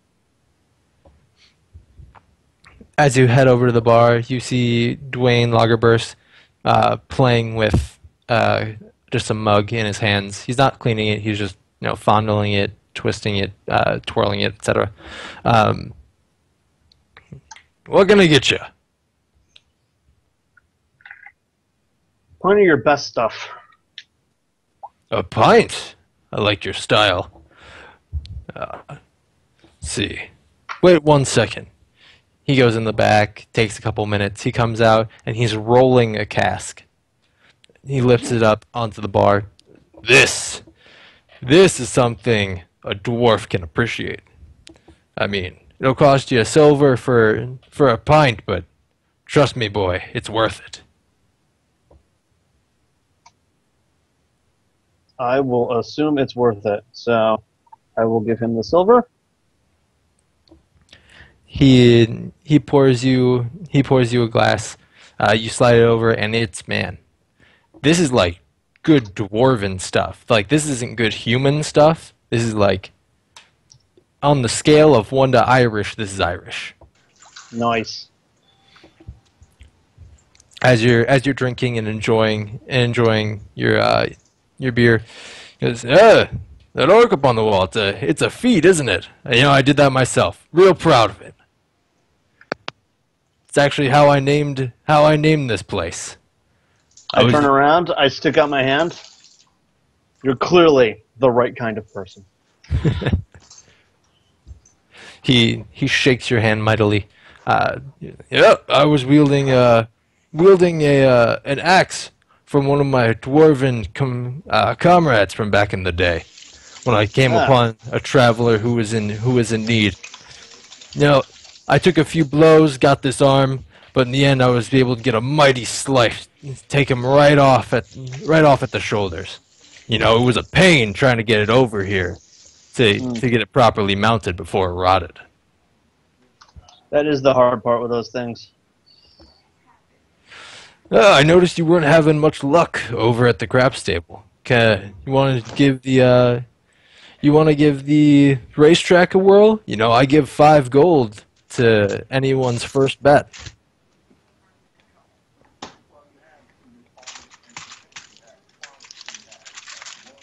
Yeah, I'll pass on that for now. Of course. Everything at your own pace. Do you need another? Not at this time. Well, not at this one. I wish you the best of luck, pal. Thanks. I was wrong. We found the Arklan version of the golden saucer. Pretty much. Benric, still studying away in the gambling hall? At this point, I think Jenner would be fed up with trying to study and would go drinking with Icus and Felgrim. Alrighty. You heard the same spiel that they got then, Yep. as you were there. He also asked you what you wanted. I'll just have some of the regular ale. 4 copper, of course. He offers you the same thing. Yay, you, man. You, though. You look like a smart fella. You want to go give the dire wolf races a try? 5 gold to anyone's first time. Benrick's just smile and say, thanks, but I don't gamble. Oh. We get a lot of you, just passing through. It's understandable. You need anything else, you just let old Dwayne know.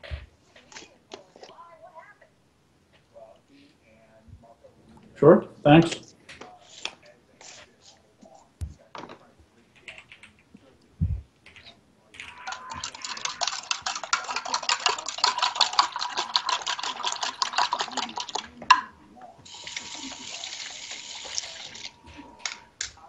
Someone brushing their teeth? I was gonna say making some kind of a drink or whisking eggs, but... Carrots? Carrots. Assuredly. Yes, sir. Anyway, would anyone else like to do anything for the night? That'll be it. Wine is many things. Alrighty. So you and Belcax are able to enjoy your wine.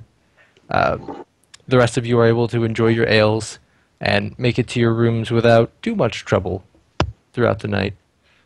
At this point, though, we're going to go ahead and take our break. Everyone back at 9:15.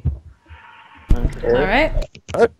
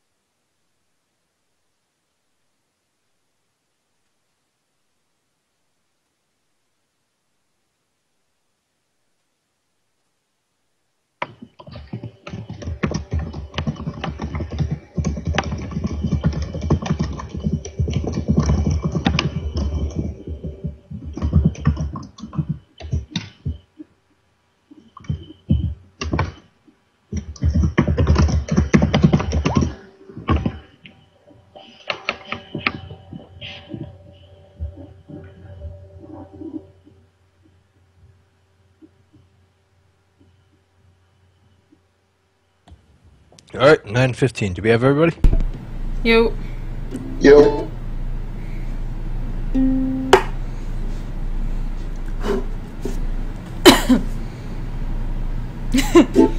Oh.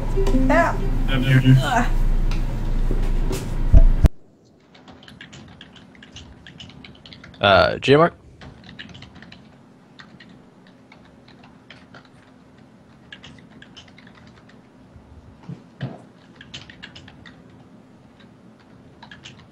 Ah, Terrence Dactyl. What a great name. I don't know. I kind of liked Gun the Wrong Way.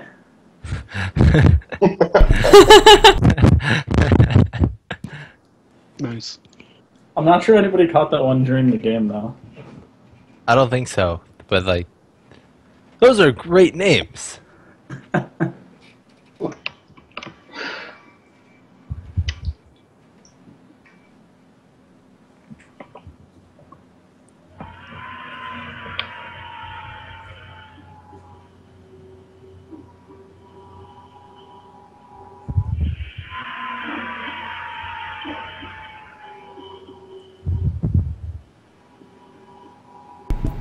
Damn ukulele injuries.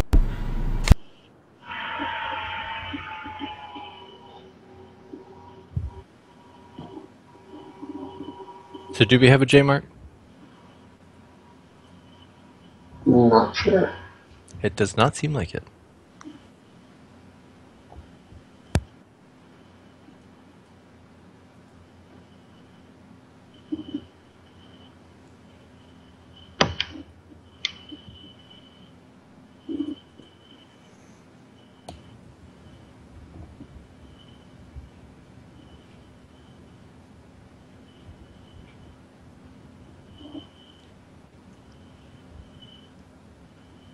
Alright, so morning comes, and Fulgrim is fast asleep in his room, in a slightly alcohol-induced stupor. He probably won't be waking up anytime soon. What do y'all do?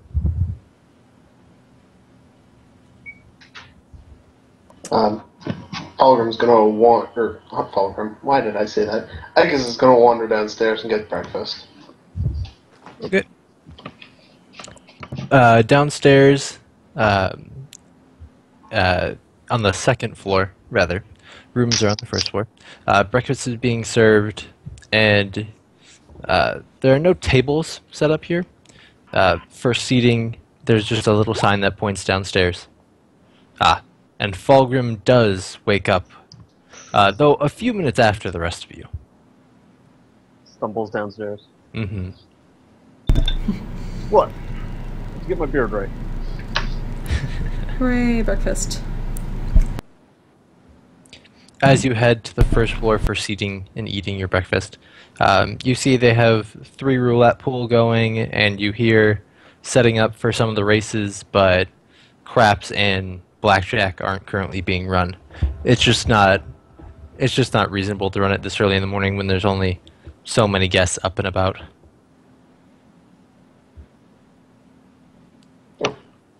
You do, however, see a couple other patrons. Some are playing the games, not many. Mostly are just eating their breakfast. Yeah, I'm just gonna sit down and eat. How didst thou all fare last night? Well enough at gambling. Good times, good times. Aye, that it was.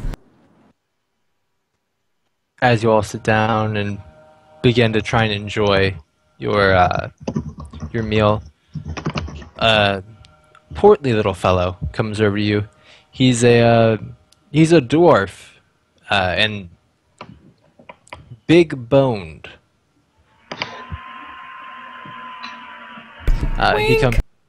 He comes over and sits down at your table and goes, "Hey, where are you all traveling to?" Is he supposed to be drunk? No, his voice was supposed to crack, but I can't do that on command. Right. I out and about, scouting them out. Where are you headed? Oh, you know, just out and about. I stick out my hand. My name's Fulgrim. Ah, I'm Icus. I'm Icy. How you doing? Pretty good. How you doing? All right. So, Fulgrim, where are you guys headed? Around? This seems like a rather direct line of questioning. Well, he made me nervous with the how you doing. I does apologize, friend. That was not what it was meant. He is not the handy dwarf.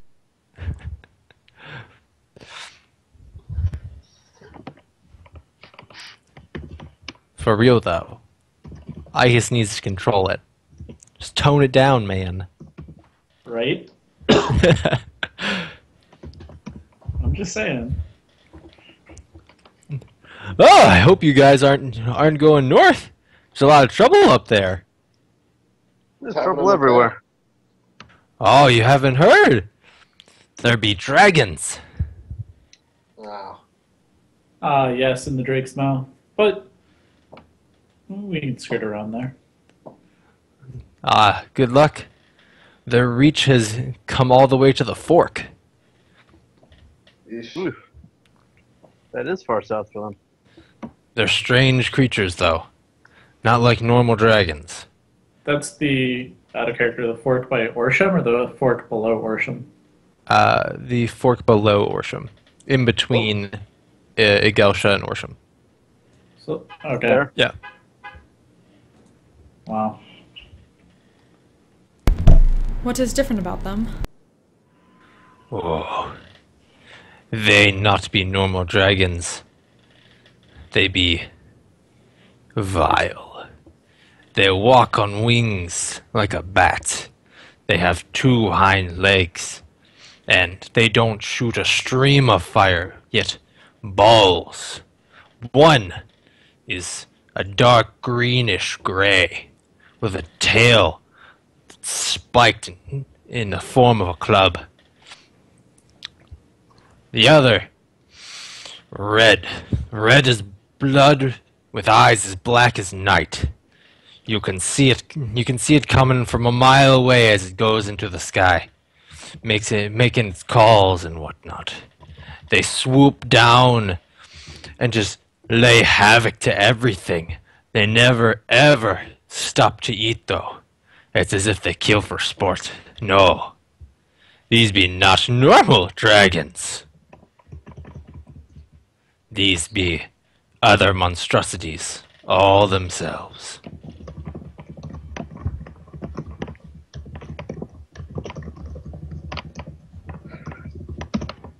Yeah, is there any sort of a check we can make to see if we know anything more about what he's talking about? Yeah.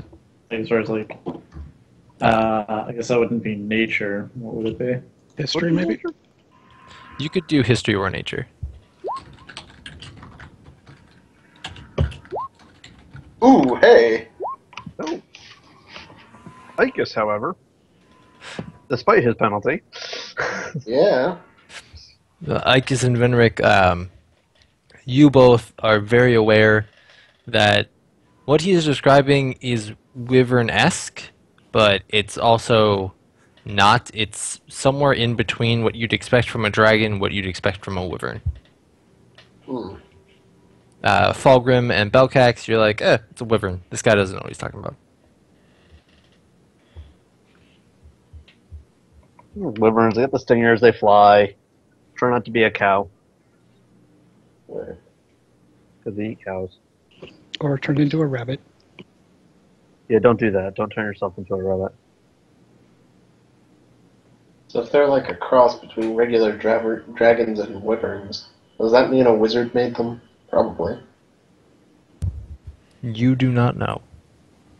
Maybe they're just really young dragons being stupid. Maybe. Like a teenage dragon is the equivalent of. He's going through a Maybe, phase, yeah. man. Just a phase. It's the wyvern phase. No, man, it's not a phase. It's You don't not know a what you're phase. talking about. This is who I am. Dragons with attitude. You don't know me.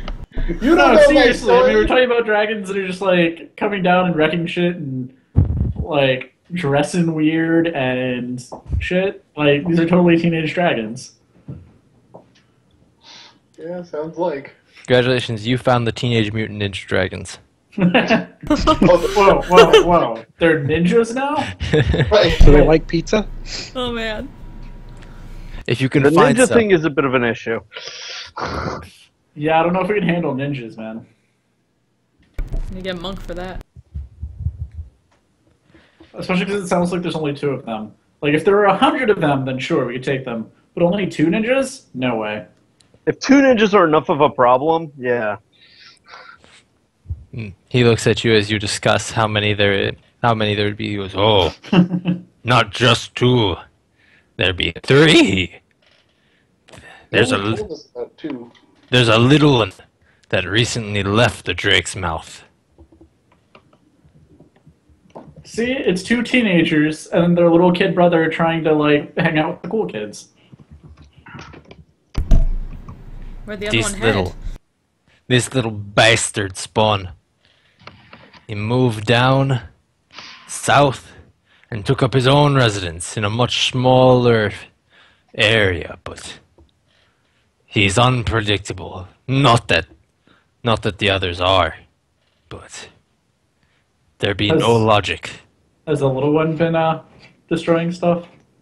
Like every little monster, he destroys whatever he comes across. I'd be surprised if there wasn't just a trail leading you right to him. So how's Orsham doing if there's these 3 dragons running around burning things all the way to the second fork? Not well. Not well indeed. Maybe it's kind of a good thing we didn't get that property in Orsham. We should I probably was going to help. say that they're not burning down the middle of nowhere either. True. Yeah. But I mean, there's nothing in the middle of nowhere to really burn down, so. Yeah. I mean, there's no investment, but we weren't going to worry about the shed either. Right. Well. I guess, actually, is he bullshitting us? Or. It's a good question. 19. He might be embellishing here and there, but you feel like the core of what he's trying to get across is probably true. So they're not actually ninjas, but everything else. No, they They don't are enjoy too. the pizza. I feel like that was the teenage part of the Teenage Mutant Ninja Turtles, not the ninja part. I could be wrong. Alright. Thank you for the information, my friend. It's very helpful. Of course. We're going to put it to very good use. If you ever see a dwarf of the old spine, you let him know you know Icy. Will do. Where the heck's the Spine? old... Oh, hey, the old spine. Southernmost mountain range. Yeah. Ah. I'm assuming like the names aren't the same from 500 years ago, so I think she'll just be confused about names of a lot of things. I mean, some of them are. Like, the old spine probably would be. Maybe back then it was the new spine. Or it was just the spine. I slept too long. Yeah, just tell me when I wouldn't recognize something because it's too modern. Will do. Thank you. Probably be anything in a city. That's probably. You don't recognize these new dragons. They weren't there when you were here. Yeah, no idea. No, I've never seen kids ninja today. dragons before. So, Ninja wait, dragon did he whippers. tell us how Orsham was doing? Not well. He told you not well. Not well? Indeed.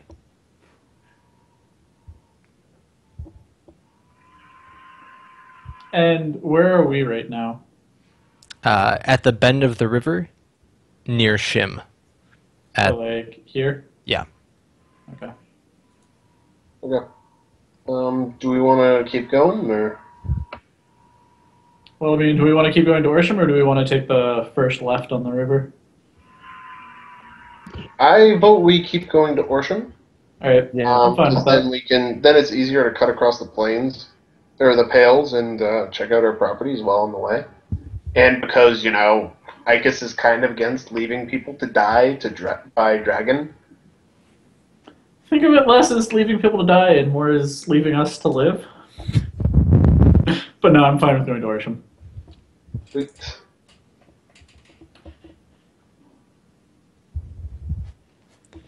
So, Icy gets up, shakes your hand, and goes, "Alright, I be off. I feel lucky today."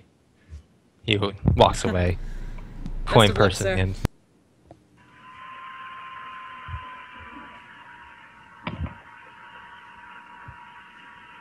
Alrighty.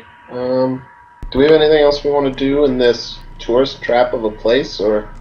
Not really. Is there anything else here? Not for people who don't live here. Okay. I say we move on. I have Yeah, had my let's fill of games for this day. I just go up, gather items, and start filling the cart. Or get the cart back. Or do we have to go around? Or do they have valet with the little kid? He is not currently doing valet. Okay, let me just go. Back to the You cart can and go start and get your horses and get your cart and get it all hooked up. It takes you probably like an hour to get everything loaded back up and ready to travel.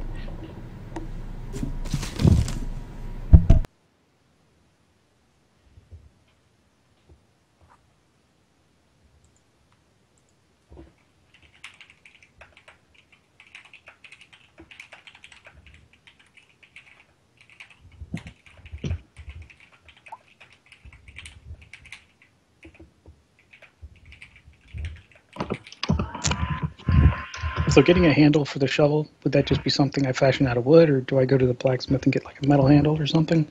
Either. I mean, you could try and make your own, or you could go talk to a merchant who could do it. Is there one nearby, or probably not until Orsham? Not in this town. Okay. But you are from Criff, right? Or right around there? Yeah. Alright, so you wouldn't know the specifics of the towns that are between here and Orsham. I mean, there's probably something, but you don't know for sure. Okay.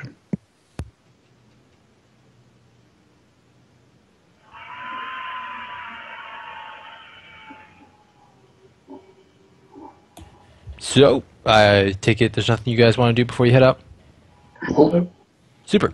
So, you head out, and maybe 6 hours out of town, you realize what the guy said is true. This is much further south than he had alluded to, but everything on on the east side of the river is burned or scorched, or like there are some living plants here and there, but it's few and far between. It doesn't look like there's any pattern either. It looks like someone took a crayon, covered their eyes, and colored in where there's going to be scorch marks on the map. Mm. Alright, gonna make sure that Feather is keeping an eye out up in the sky. Okay. Just horrific. As you continue down the road a little bit, have Feather... No, he wouldn't even need a perception check. He sees one very large mass near the river and then 5 smaller masses around it. And they look... they look biped and meaty in the middle. Okay. I'll mention this to the party. Make sure my weapon's ready. Likewise. And I'll keep going toward them. Okay. As you get closer, you can see they look like... Hold.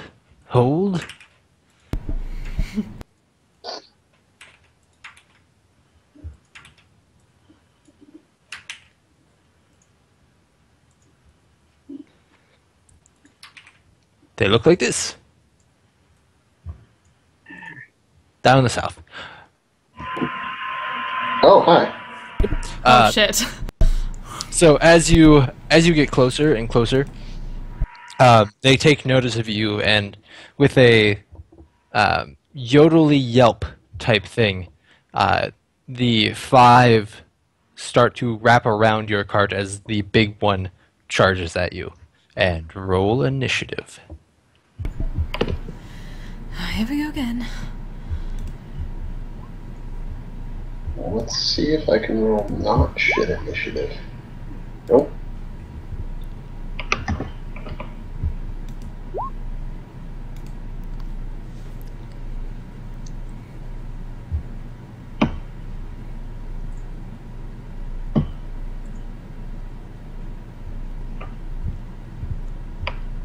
You have everyone? Right. Thomas. You are currently being charged by a rather large raptor bird looking thing. Okay. It's probably like 30 paces out at this point, and the small ones that are circling around are about the same distance in every direction except for directly behind you. Alright.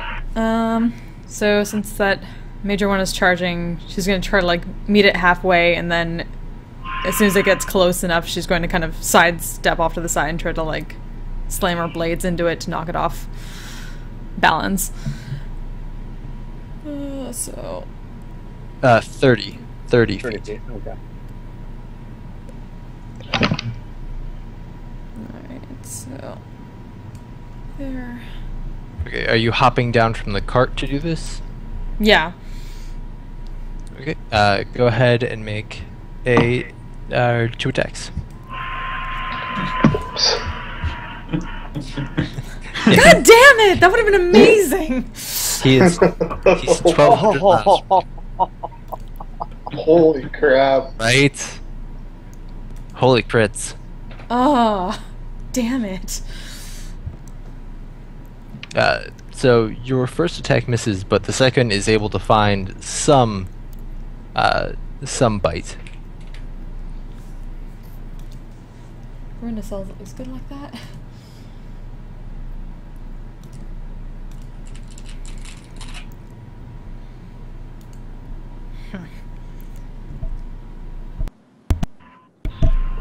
I guess that's it for now. Feather. Feather's gonna go after the closest small one to give advantage to whoever attacks it. Mm-hmm. Fulgrim. All right. Let's see. Which one is closest? All right. I will cast Hex on this one that Feather just went at, and then yeah, run over and attack him. It's disadvantage on strength checks today.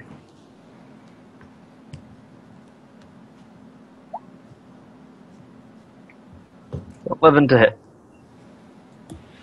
He is not as dexterous as some of the others, and it will hit. Wow. Okay, he takes 14 bludgeoning damage. You deal significant damage.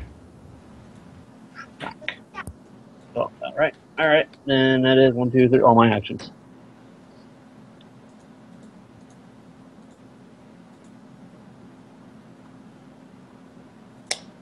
All right. I'm gonna go with Phantasmal Force again. Cast an illusion on the big guy. And I think this time we're gonna make him think that there is a very large snake that is grappling him and biting him in the face. Intelligence saving throw. Yep. DC 13.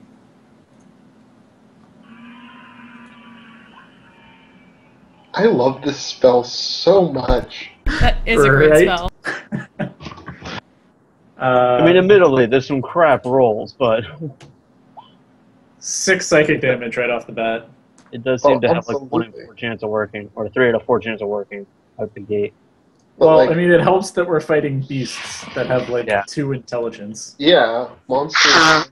Most monsters have such crappy int. Right. So What's your save DC? 13? Yep. So So we'd they have to need get to a roll, like, a 17, yeah. or higher just to So win. yeah, it's like a 1 in 5 chance of actually making the save. Yep. And yeah, so it thinks there's a giant snake grappling it. Okay. Belcax. Just start off with a quickened scorching ray at the big one.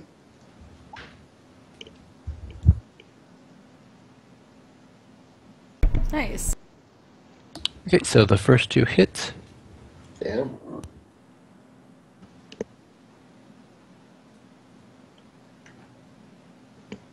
And then do a twin firebolt.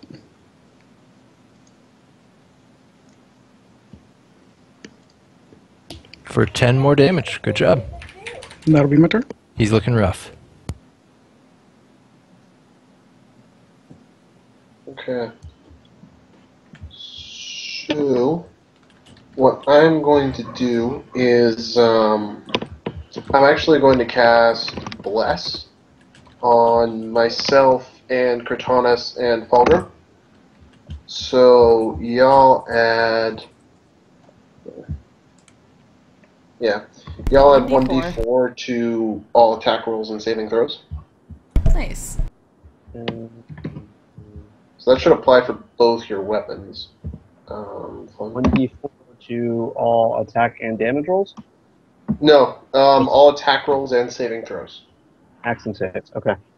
Then I'm going to wander over here next to Fulgrim, and because Bless is an action, I can't attack this turn. So I'm just going to stop here. Okay, so on their turn, the big one lets out a very, very loud yodel type thing going on. And you see more start to appear from the surrounding area. Yep. The ones who are already close to you charge in further. So there.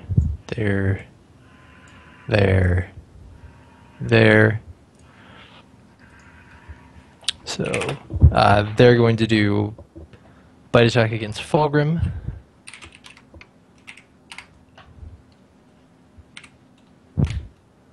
Uh, 15 versus AC Where's That does hit. Belcax? in the back. Bless is in the back. I think he's still in the carriage. Oh, okay, my turn order thing was covering him. Yeah.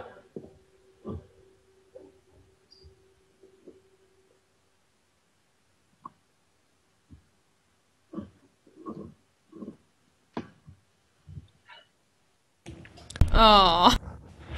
So that is versus Icus. Damn you, pack tactics, damn you! They're good. Oh, sorry. Fulgrim, you took 11 damage. Owie. And I hate Icus, pack you take tactics so hard. 14. God damn it. Hex cancels.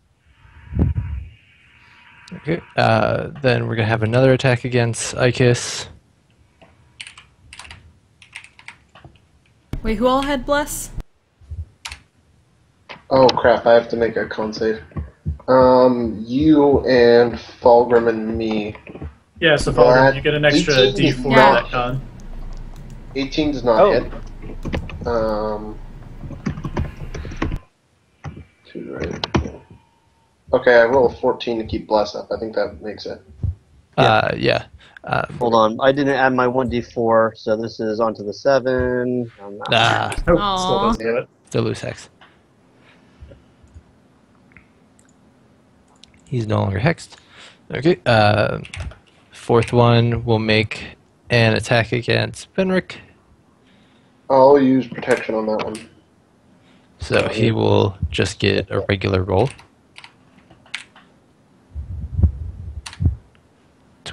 That's... That is not a roll. There we go. I'll go ahead and burn a spell slot to shield that. Remind me what shield does? +5 AC for a turn. Gotcha. Okay, so that won't hit. And then the last one, we'll go ahead and... Oh, he used all his movement already. So he will also try and bite you despite the shield being up. He is not smart.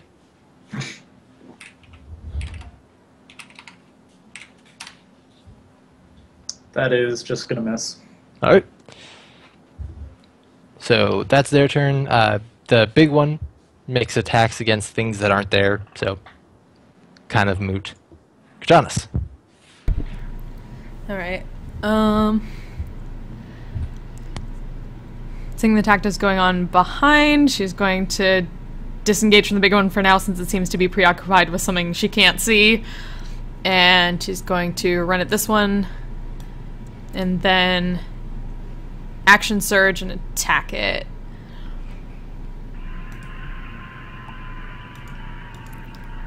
Ooh. So the critical miss obviously won't hit, but you do 3 slashing damage to it. That ain't nothing.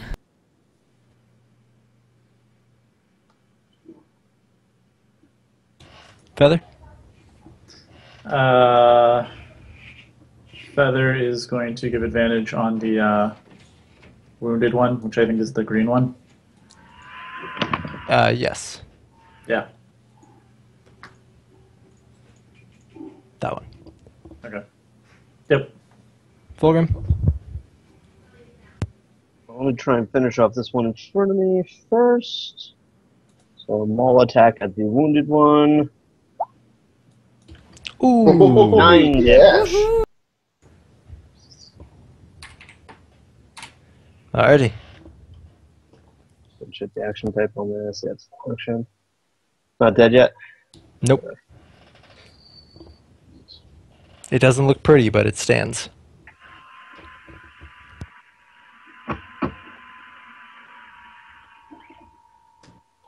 Okay. That'll be my turn. Benrick. Right. I can't back up without provoking attacks, can I? I am going to go ahead and use Sleep as a 2nd level spell to try to hit as many of the things to the north of us as I can. Like, immediately to the north, not the ones still en route. Okay, so if you center it on yourself, or are you centering it like in between them so you only hit them?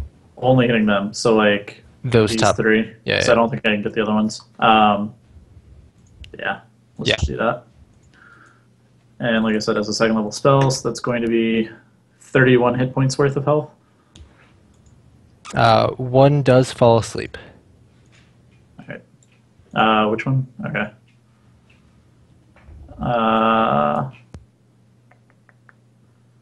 And shield has probably already worn off. I guess that's it for me. Belcax. Oh, and the big guy takes another 2 points of psychic damage. He continues to grapple with something that's not there. Yep. Assuming I can do the 15-foot cone to hit the top 3, or, well, never mind, don't want to do that. Yeah, one of the top 3 is asleep. So Yeah.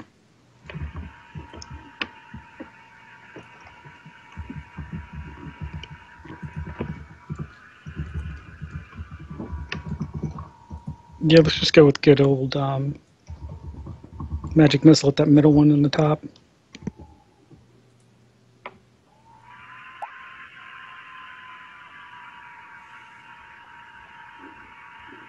Alright, solid 12 points of damage.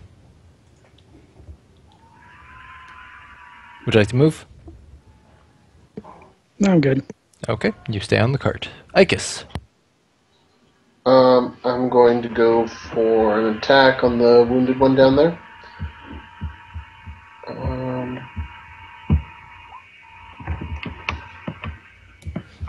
All right.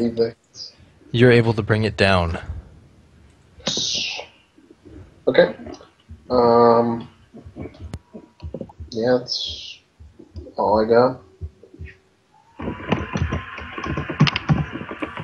I love that image of Belcax just like sitting on the cart like, magic missile. Magic missile. Yeah, just kind of like casually flittering his hand. The correct way to play summoners. Pathfinder. I'm back here. You guys go. Okay, so on their turn, he will step over the body of that one. He will move in. He's asleep. He will move around behind there, provoking an attack of opportunity from Icus. Kill it. Kill it. Do it.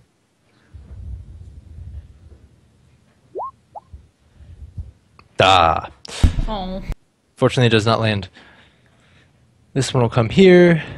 This one will head towards the cart and it'll be about 10 feet away.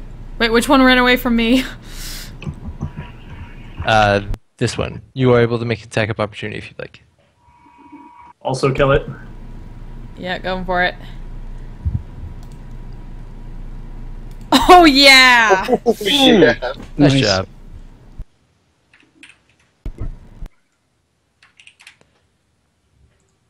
It's so not dead, though. It's not dead. Damn. Shit. Okay. Oh, So boy. now, going this way, we're going to have one attack on Icus from the bottommost. No, bottommost one is going to go after Fulgrim. My bad. Uh, 20 versus AC On me? Yeah. Yep. for 7 damage. The next one up is going to go after Icus. Okay.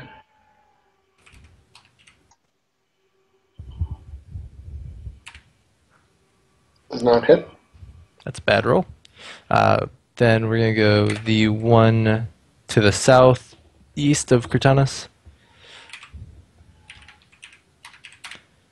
21 versus AC Yeah. for 9 points of damage. Then the next one, 11 versus AC won't hit. I'm gonna repost that. Go ahead. Damn. Nice. Nice. Holy crap.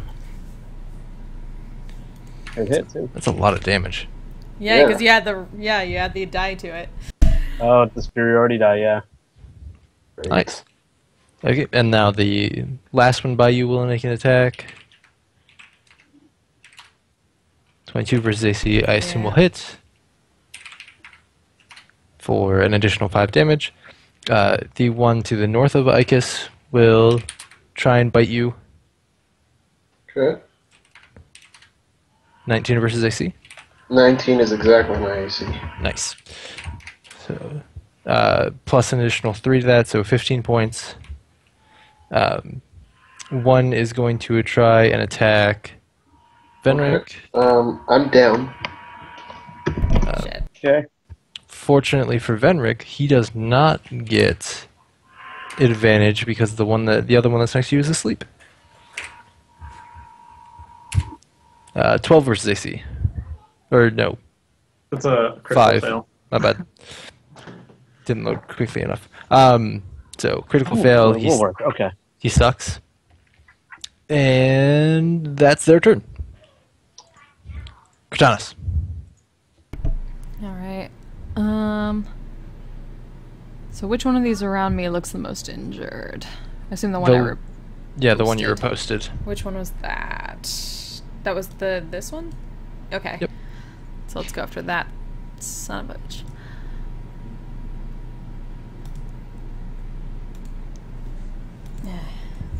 Solid 5 damage. Actually, I'm going to use a precision attack on that first one. So would a 16 hit it? Yes. Man. Minus an additional 6. It looks pretty wounded. That's And then I'm this going one here? to use my second wind. This one. The middle one. Okay. Second wind is a bonus action. Oh yeah, right. I used both my blades. Shit. Okay, Yeah. never mind. Okay. Feather. It's just gonna grant advantage on this one down here.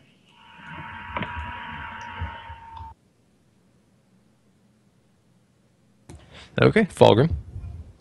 Okay, I am going to cast Darkness centered on a point just below this guy. That's a 15-foot radius. If you don't have Devil Sight, you can't see through it. So Okay. it's going to encompass Cortanas, but should hit this guy, this guy, this guy. Yeah. All these. Or Cortana, sorry about that. Center right there. It's not going to hit the one north of Icus, but it should hit those 4 and Cortanas. Okay. I will then use, that's an action, but I will move into the darkness here so that I can guide Cortanas out. Okay. You're going to take an attack of opportunity from the one that was next to you. He That is wasn't. blinded, so He is blinded. disadvantage. This one down here. You centered the darkness right here? Yeah, about where the point is. Yeah. So. Okay, yeah, he'd be in it. So disadvantage. So he's just regular because he had advantage. 12 versus AC. That's not it. Nice, he misses. Benric. So first of all, 4 points of damage to the big guy. He's not doing too good. Hmm.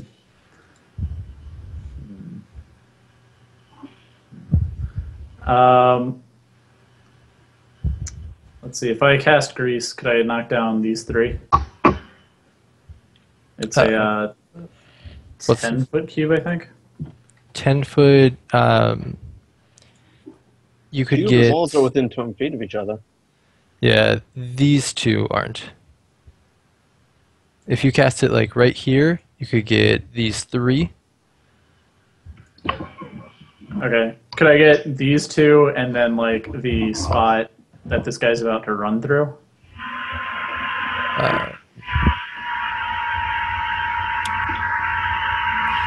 The farthest you can go is probably like right here, where the point is. Well, let's do that. Sorry, Belcax. So that's going to be 13 DC dex saves for each of them, or they fall prone. Okay. They're not terrible at dex. Yeah, this probably wasn't the best one to use, but Alright, so farthest right. Wouldn't the asleep one just fall? I mean, Yeah. the sleep one's already like asleep. It's not doing anything. to He's him. just asleep Oh, and greasy fair now. enough. Yeah, now he's just slipping. And then the one to your left. Okay, so they Yeah. both make theirs. Well, at least they'll have to do it again if they stay there. Yep. And that's it for me. Belcax.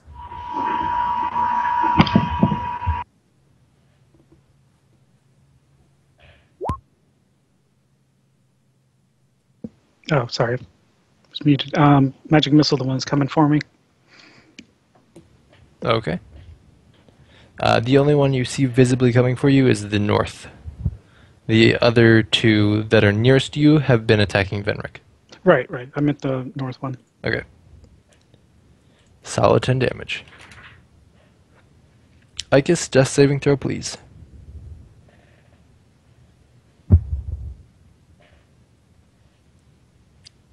Huzzah! Yay! It went well. Yep. So, how long does the darkness last? Double check.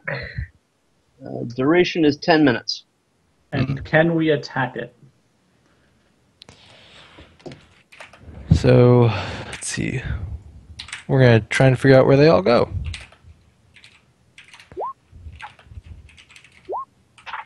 Pretty sure it's concentration too. Just double check that.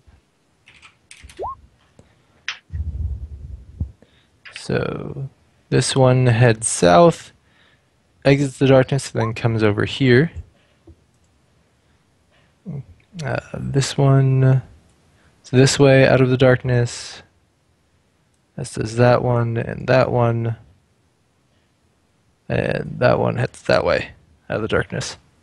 Mhm. Okay, so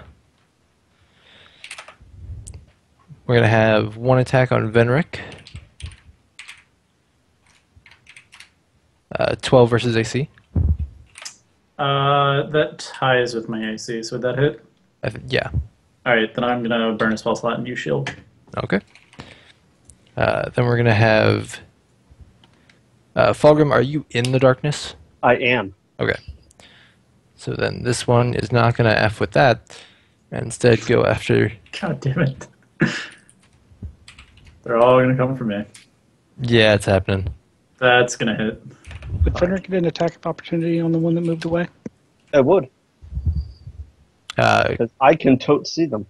you have Devil Sight? I do. Oh. Well then yeah, go ahead and attack him. Kill it. Ooh, yeah. Kill it. Not dead. Damn it. Aw. He does 5 points of damage to you, the lowest that could have happened. Nice.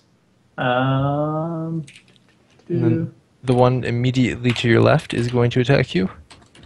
I need to make a con save first, which I do. Good job. 14 versus AC, I assume doesn't hit. No, not because of the shield. It does not. Yep. And also, those two need to make dex saves again, or else they're going to fall prone at the end of their turn. Okay. That one will come over, leap up onto the cart, and try and attack Belcax. That motherfucker! 11 versus AC. Nope. Didn't think so. So they will make their saving throws now. The right one falls prone. Left one does not. So Snail will be prone. Okay. Katanas. Alright, so what all did Fulgrim do? And did he say anything? It's magical darkness. I would say run past me. That'd probably be my. Like, where are you? If Like, you're would you have close said enough- something? Would you have said something before, like, if you touched or anything like that? Because she might have to react if that's the case, because she can't see anything. No, he wouldn't touch you. He would just try and give you like verbal directions. Run, past me. But she if- doesn't know if where you- you if- are. Besides, like, I mean- That's the thing. I'm talking. Yeah. It's, You can still hear. You can follow her. You can his follow the voice. yeah, I can follow the voice, but I might run into the voice. that's okay. I'll just push you around me. Check in Alright. the right direction because I can see everything, so I can see fine. All right, then. I can at least guide you to like here. No Yeah. sweat. Okay. She go over here, and the moment she's out of the out There's of the one on the ground in darkness. front of you. Yep. Yeah. Yep, and she's stabbing that motherfucker. It's prone, so you'll With get advantage. advantage on all attacks. Yep.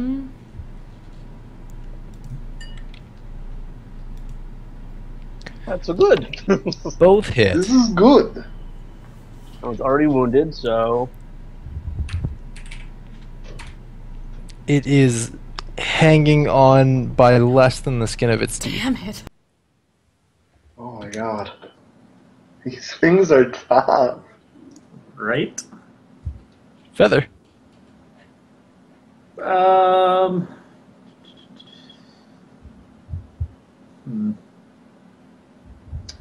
Is gonna give advantage to the one down south. Okay. Fulgrim. I will. I'll follow Feather. Step into here and no, actually. Now I'll do the one that Feather attacked. Okay. That is 16 versus AC. It does hit. 10 bludgeoning. He takes his first points of damage. Which I did pick for. Alright. And yeah.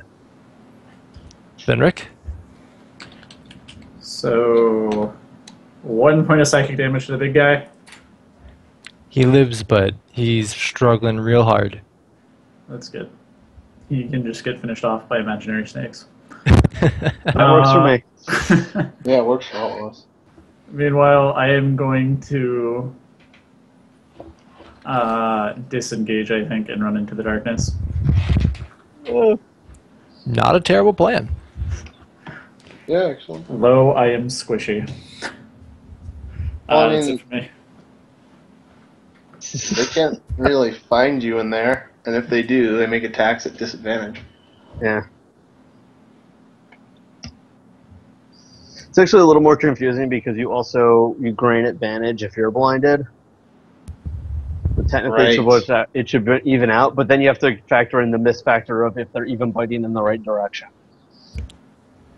They just We have have to guess where everything is. claws outstretched, feeling around. Okay, so what do you do?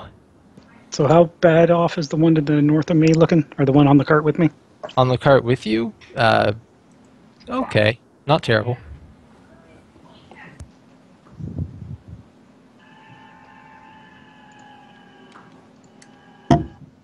Yeah, I'll throw a scorching ray at him.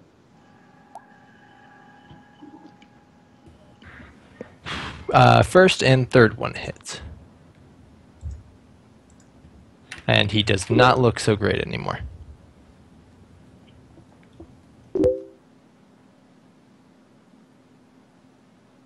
Lycus, death saving throw, please.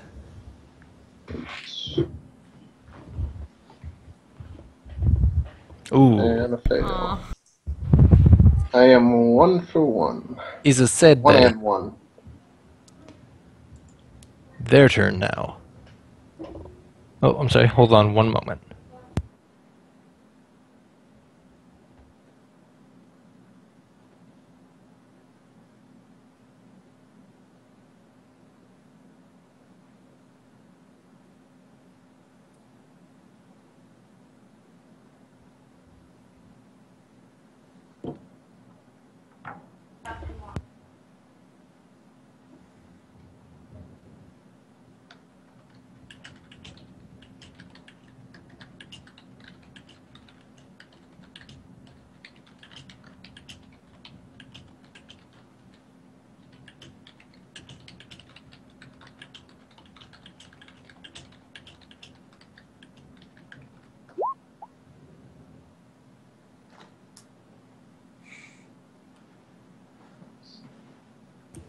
Okay, so we're gonna have we're gonna go left right this time. One attack, or so movement first, I guess. This one will come over here onto the cart as well. This one will use half its movement to get up.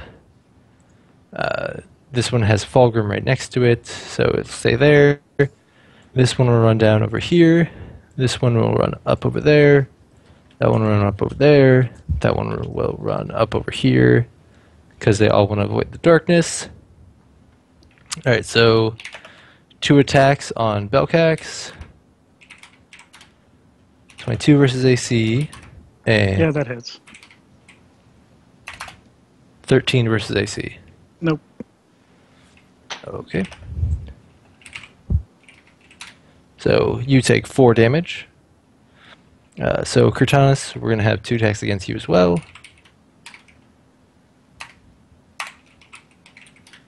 13 versus AC doesn't hit. And natural 20 will hit. Shit. And then Damn it. Fulgrim, we're going to have 1 against you. 20 versus AC will hit as well. Yes. So for Kurtanis... Oh god. Shit. 20 points of And damage. yeah, I'm down. Oh shit. And now Fulgrim, 9 points of damage. I'm also down. Well, shit. TPK, guys.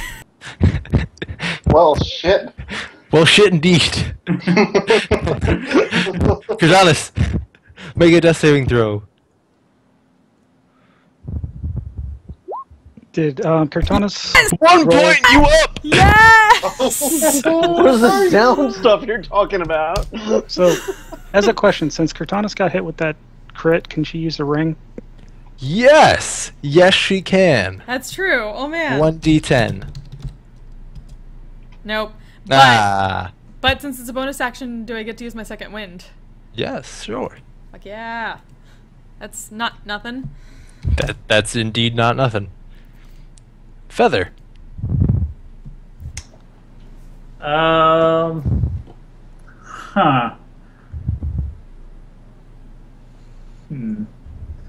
Feather's gonna come over here and help Belcax with whichever one's weaker. The top one. Okay.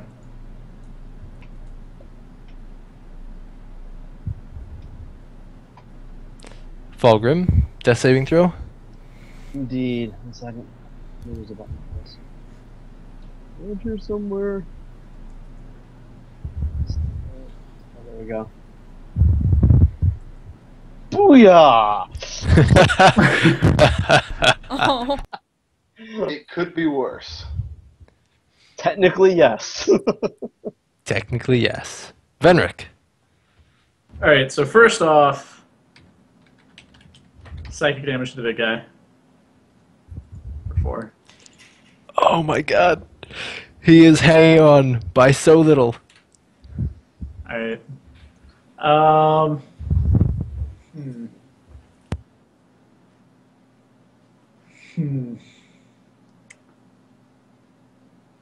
I think what I want to do is use Minor Illusion to create the loudest possible dragon-sounding roar emanating from the darkness as I can. Yes, please. Okay. And just try to scare them all away. Okay. I have to see what check I would make. That'd be a wisdom save? Versus fear? That's what most of the frightening stuff is. Okay. Probably. Holy god. There's gonna be a lot of checks. You're the one who decided to have this many enemies. You're not wrong. You're not wrong. So, And big fucking guy. pack tactic is Big guy fails his check, but he's wrapped up. Next one over. Definitely fails his check. Next one over. Makes it. Next one over. Fails it. 13 is the DC, right? I mean, that's my spell save DC, yeah. Yeah, that's what I'm going with for this. Sure. Then yeah, DC 13. Fail north of Cortanis. Fail south of Cortanis. Fail south of Fulgrim. That guy's asleep. He didn't hear shit. Fail north of Belcax. Jesus, should have done this earlier. Fail south of Wow. Belcax. Wow! awesome. One of them is not scared. This Well is done. Ends. Well done. Holy crap, son. Well, ladies and gentlemen, a cantrip. Insert Citizen Kane gif here. Belcax, what do you do? Can I do a flame breath and hit the two closest to me? Or would it be one or the other? It'd be one or the other. They're on either side of you. One of them should still be coated in grease. The bottom one would be. It is.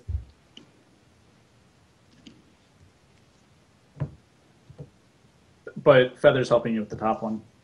Yeah. You might just want to firebolt them since they're pretty afraid at this point and save the breath in case they come back.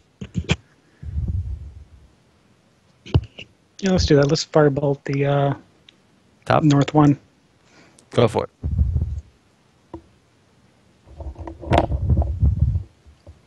You don't even need the advantage, but roll to see if you crit.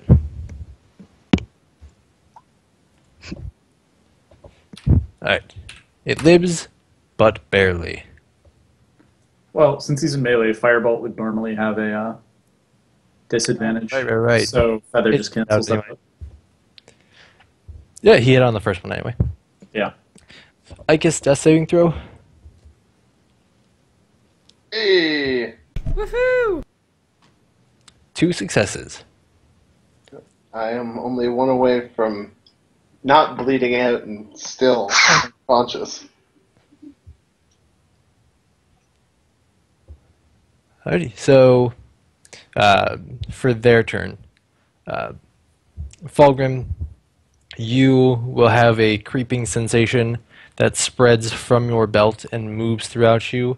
It's a feeling of odd joy, like a sad happiness, I guess I would call it. A sappiness. Yeah, essentially. That doesn't sound good. You just back your mind. You look to be in need. As the belt starts looking around. Do we have a deal?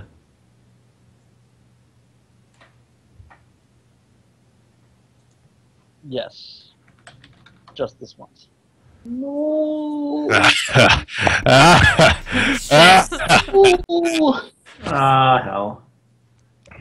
From the eye, you see Fulgrim raise up just a little bit, and from underneath of him, a black ripple slowly extrudes outwards until it envelops all of the area beneath him as he floats a couple inches off the ground. You see 2 hands come through that latch on the sides and pull themselves up as you see what Fulgrim would know to be Calfey, though to the rest of you, aside from Venric, who's in darkness, could see a black figure covered in smoke and flesh constantly falling from all parts of him, though it's immediately replaced by new skin. His hands drip with a disgusting black ichor. He reaches out and touches the belt as he comes up, and it radiates a red light for just a little bit, a couple seconds, and then the gem, instead of being its normal soft pink, turns a blood red, just deep, almost maroonish. As Fulgrim, you are at 1 hit point and you have 10 temporary hit points. And from your belt, all of a sudden you see a massive ray come in a cone shape in front of you. Which way were you facing when you fell? I was hitting. I think I was attacking this guy, right? Yeah, I think so. Sounds right. So, the black figure still standing, watching all of this happen, whispers into your mind. Do you wish for the Dragonborn? No. So, I'm going to need a Constitution save from Belcax.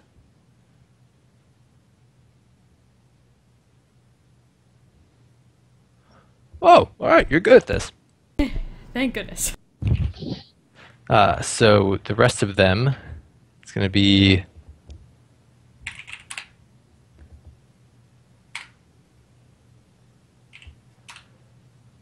26 damage halved since you made it.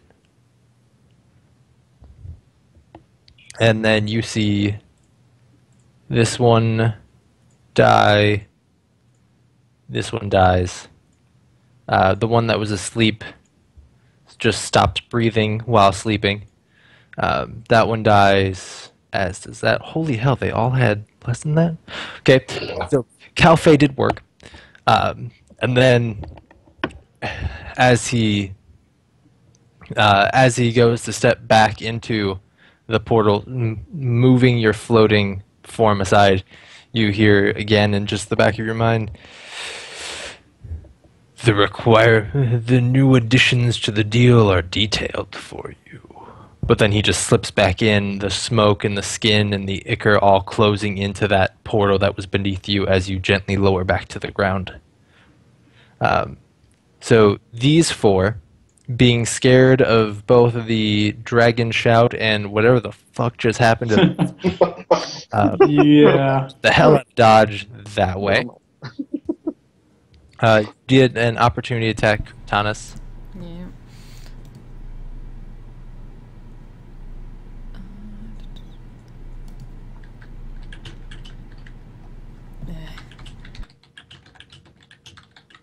So it's not able to hit him. He's able to dodge out. So those four are just booking it. They're gone. They can go 80 feet. And the big one, who still, through all that, was fighting an imaginary giant snake, leans up, his head, mouth goes agape, and lets out a last pain-filled, yodeling type screech, and then falls over in front of you, tongue slightly hanging out the side of his mouth. Damn. I'm gonna try and help stabilize, I guess. Okay, do you have a healer's kit? I do. Go ahead. All right, so he's stable. Mark down 1 usage. Yep. I'm not sure this is appropriate, but I'm not sure that's appropriate at all. I feel like we need I like feel like a that's distorted so not version of it. We need like a demonic distorted version of that. Yeah, that in a minor key. yeah. Somehow. Na, na, na, na, na, na. Oh shit! I don't know what that would be. There's got to be one around somewhere. That almost sounded right, like a really sad thing. Like, I guess we won. Pyrrhic victory. We're still alive, yay. Not everyone died. Hooray!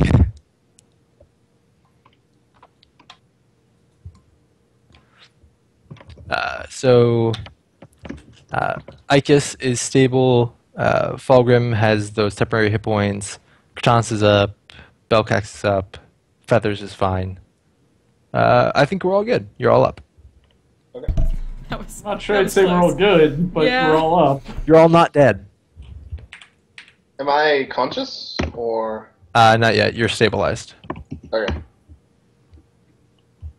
Yeah, I think we need the paladin up. Oh, she's still. Yeah.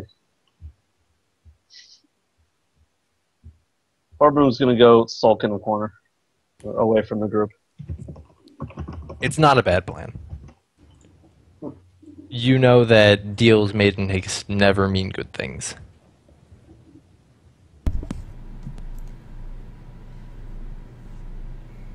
Like, what in the nine hells just happened?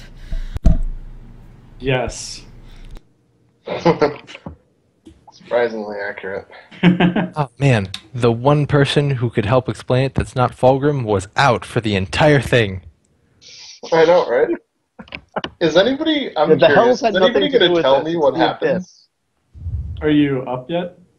No, I don't think so. Well, when you're up, we will.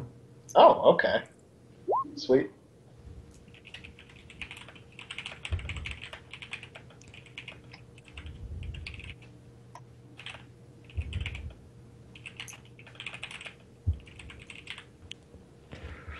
Okay, so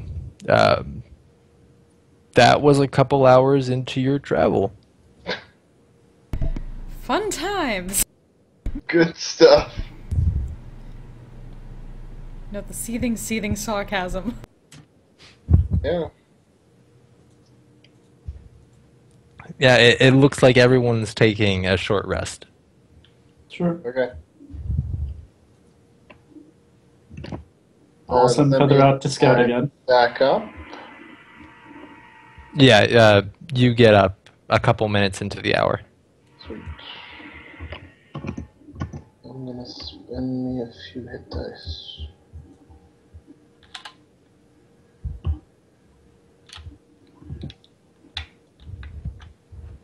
Will do.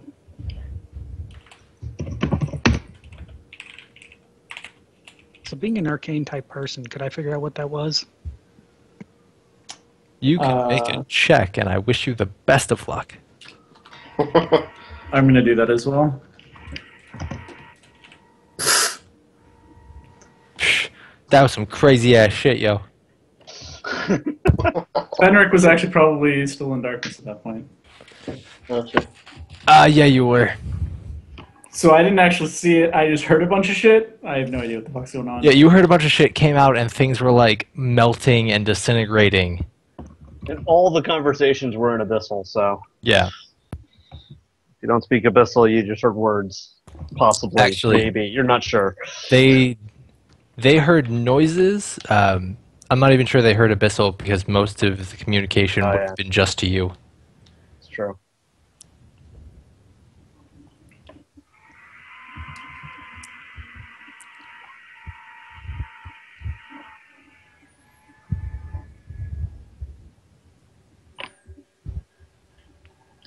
So Fulgrim's still off brooding, right?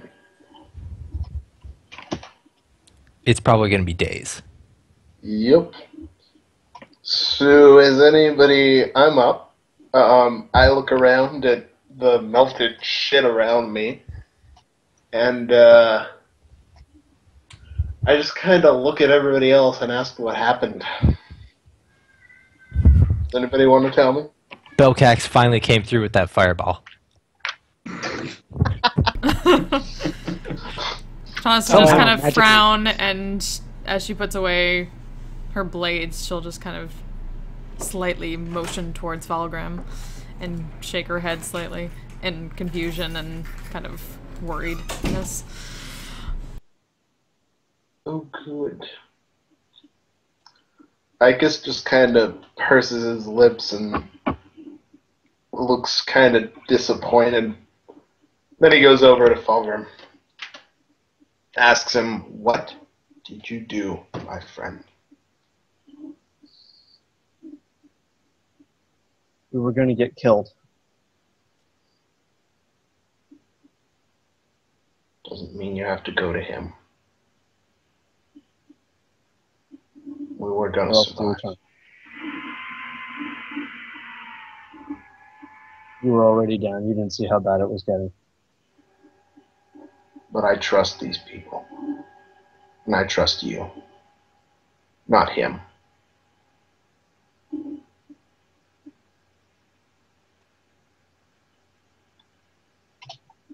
Can you do the same?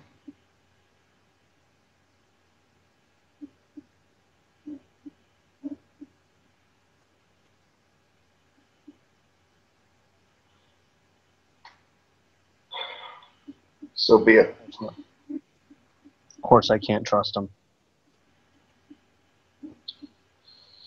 Well, can you trust me?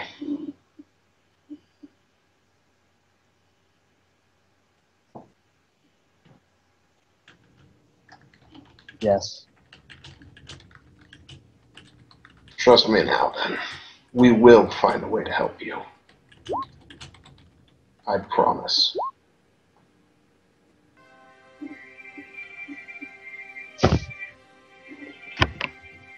One. Oh. I just kind of put my hand on his shoulder and give him a hearty smack, and then get up and walk away.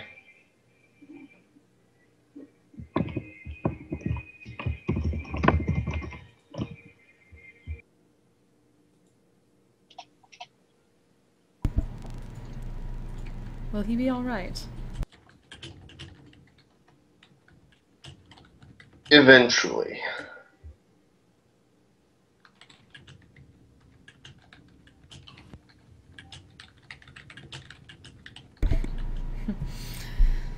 So brooding happens for another like 20-ish minutes. When you decide, when you can finally get off on to continue your journey, you're able to go another 5-ish hours along before you all have to stop and make camp for the night. And 1 second, sorry.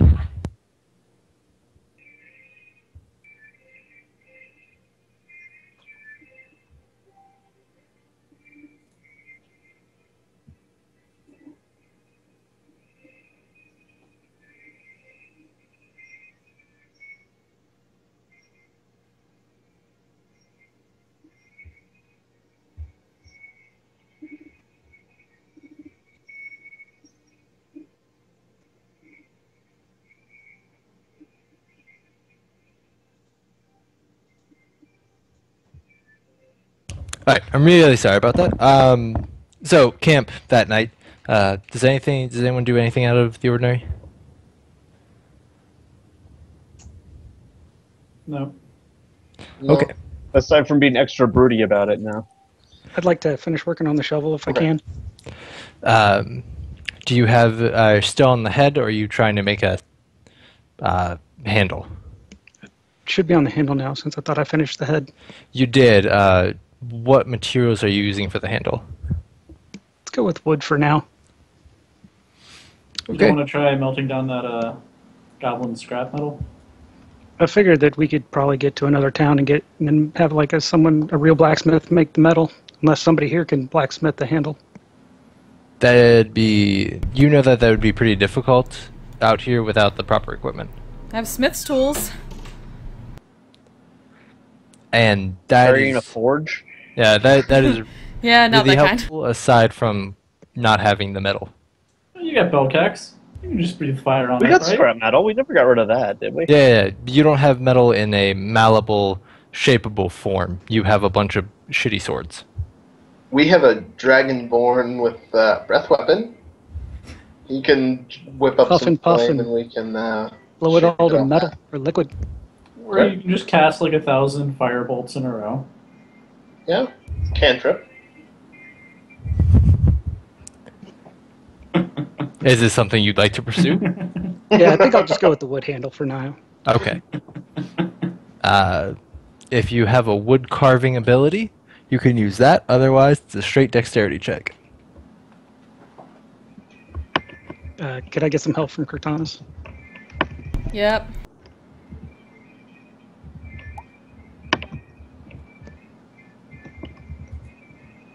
Okay.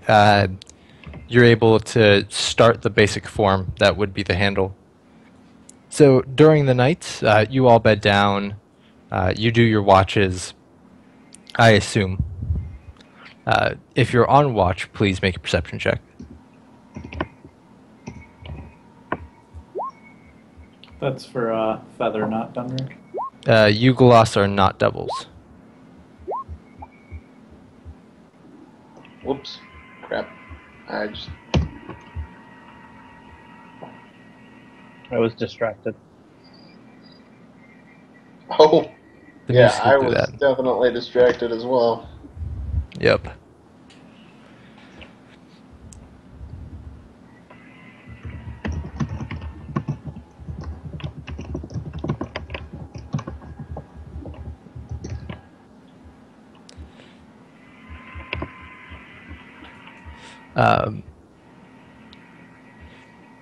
Cortanas, you see above on the star-filled sky a black form flying overhead, very, very high, not near to the ground. But as for everyone else, Icus, in the middle of the night, you have a sort of realishness come over your dream. You feel close with your religion, not New Semne specifically, but you just feel very strong in your beliefs.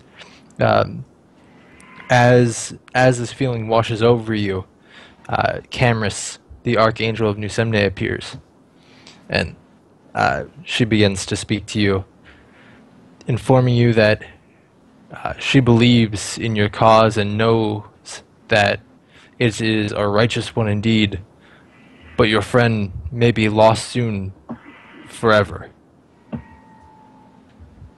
I won't accept that. There is a way that you can help him, but you must come seek me. Where? Go to Naltham's collection. You will find out all the information you need to come find where I stay, along with the other archangels. Together, I believe we can help him. How convenient that we're already headed there. Yes, very. I will go. I was already going. Convenient indeed. In case it's not clear, Mysterious ways. Naltham's library, master library, is the largest collection of written documentation that has ever existed in this world. It is beyond compare. Like, if you take like the top 50 libraries that exist right now in this world and put them all together, they won't have even half the knowledge that resides within Naltham's library. It's the fantasy equivalent of the Library of Alexandria. Yeah, exactly. Okay. And like, it's been thought to just be lore at this point, because like, how could you lose a library so grand? And at the same point, like, you know, where'd all that knowledge go? There's no way someone could have acquired all of that in one lifetime and then lost it as well. Unless he stuffed it all into a single book. It's so possible. And then misplaced the damn book. Right? I had it right here. All the knowledge, like all of it. It was on Damn my it, desk. where's my Kindle? On my desk. I swear to I do God. that like every time I look for the damn thing. Where's my magical pad of books? So, you wake up. It's morning time. You do things. Yes. Fulgrim still as broody.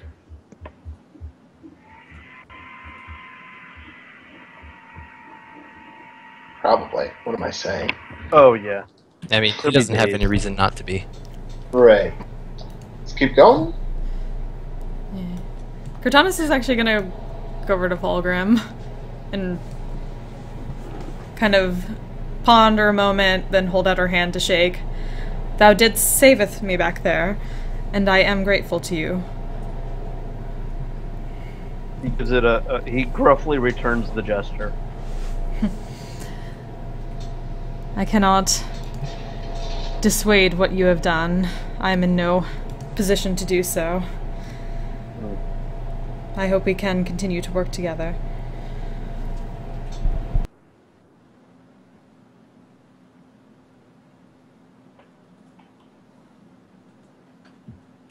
Fulgrim, would you have inspected the new part of the deal at all, or would he have held off? Probably he will, like, not last night, but he will today. Ah, okay. So, you head off in your desired directions. Do you stick along the river? Might as well.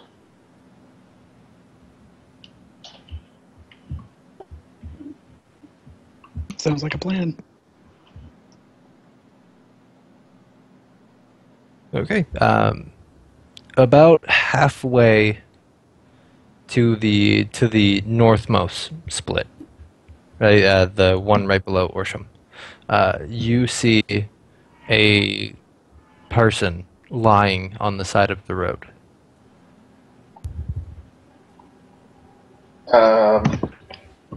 After the last thing we found lying in the middle of the road, I'm gonna do perception.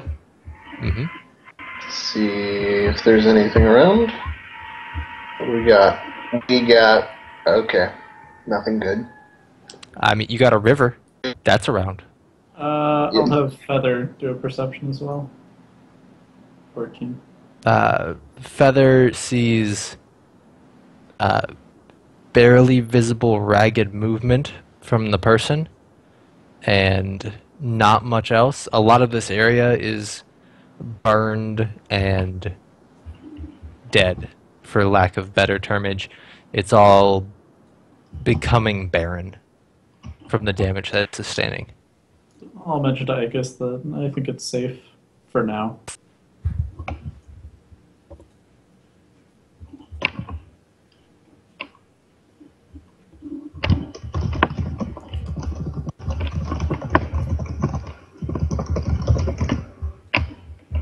Alright. Let's go up and talk to this small child then. I'm at full health now, right? He's not so small. And Well, this person in the middle of the road. What happened to you, little one? he is face down on the side of the road with ragged breath.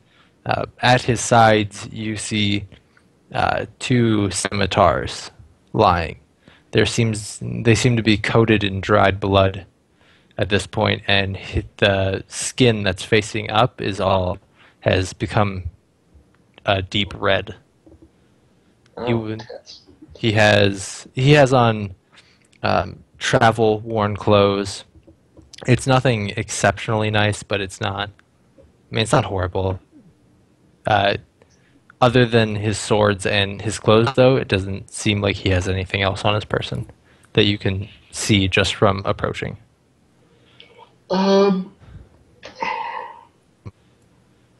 Sorry.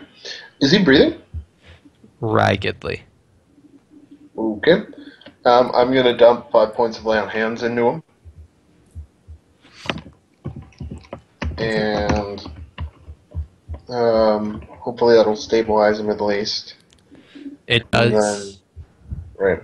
And then do we want to take him with us, or do we want to wait for him to wake up, guys? I vote to wait for him to wake up. Wait for him to wake up. Words. As you dump the healing into him, you hear a moan of agony in a voice that sounds familiar to you. Familiar how? Familiar as in a remember it check. So an int check. Yeah.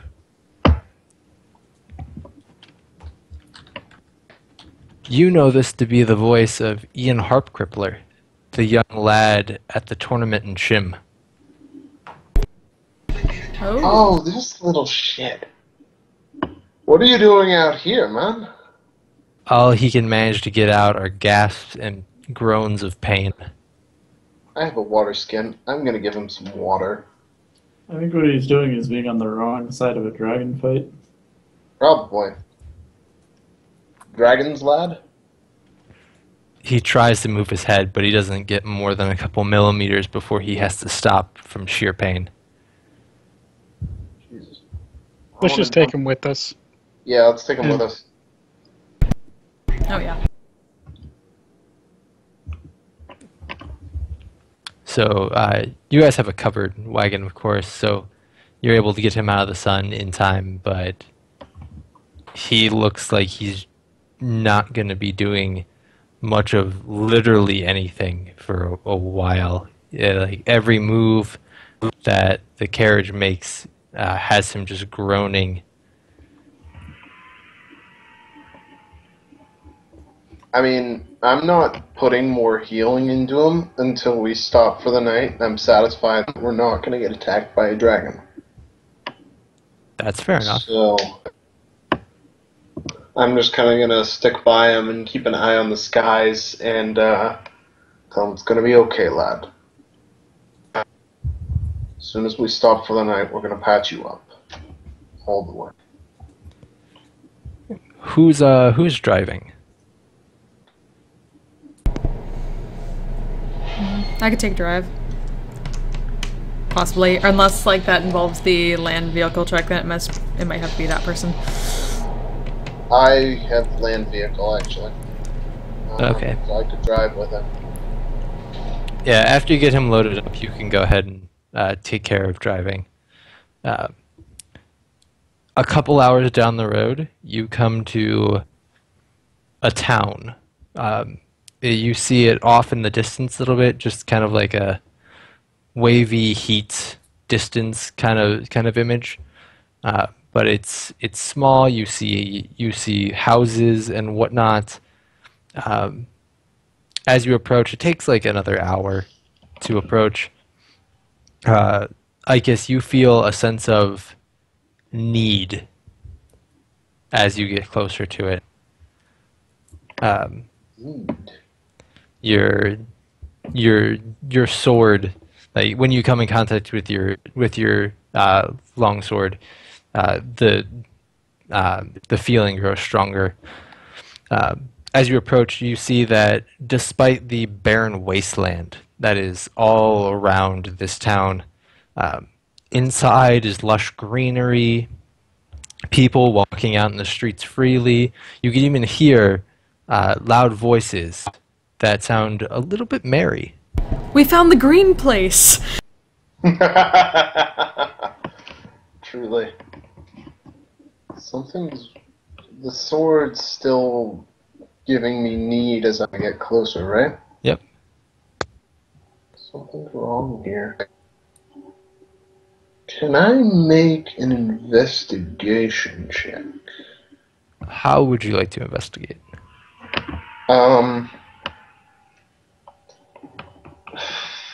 Actually, it'd probably be more insight. Is this real?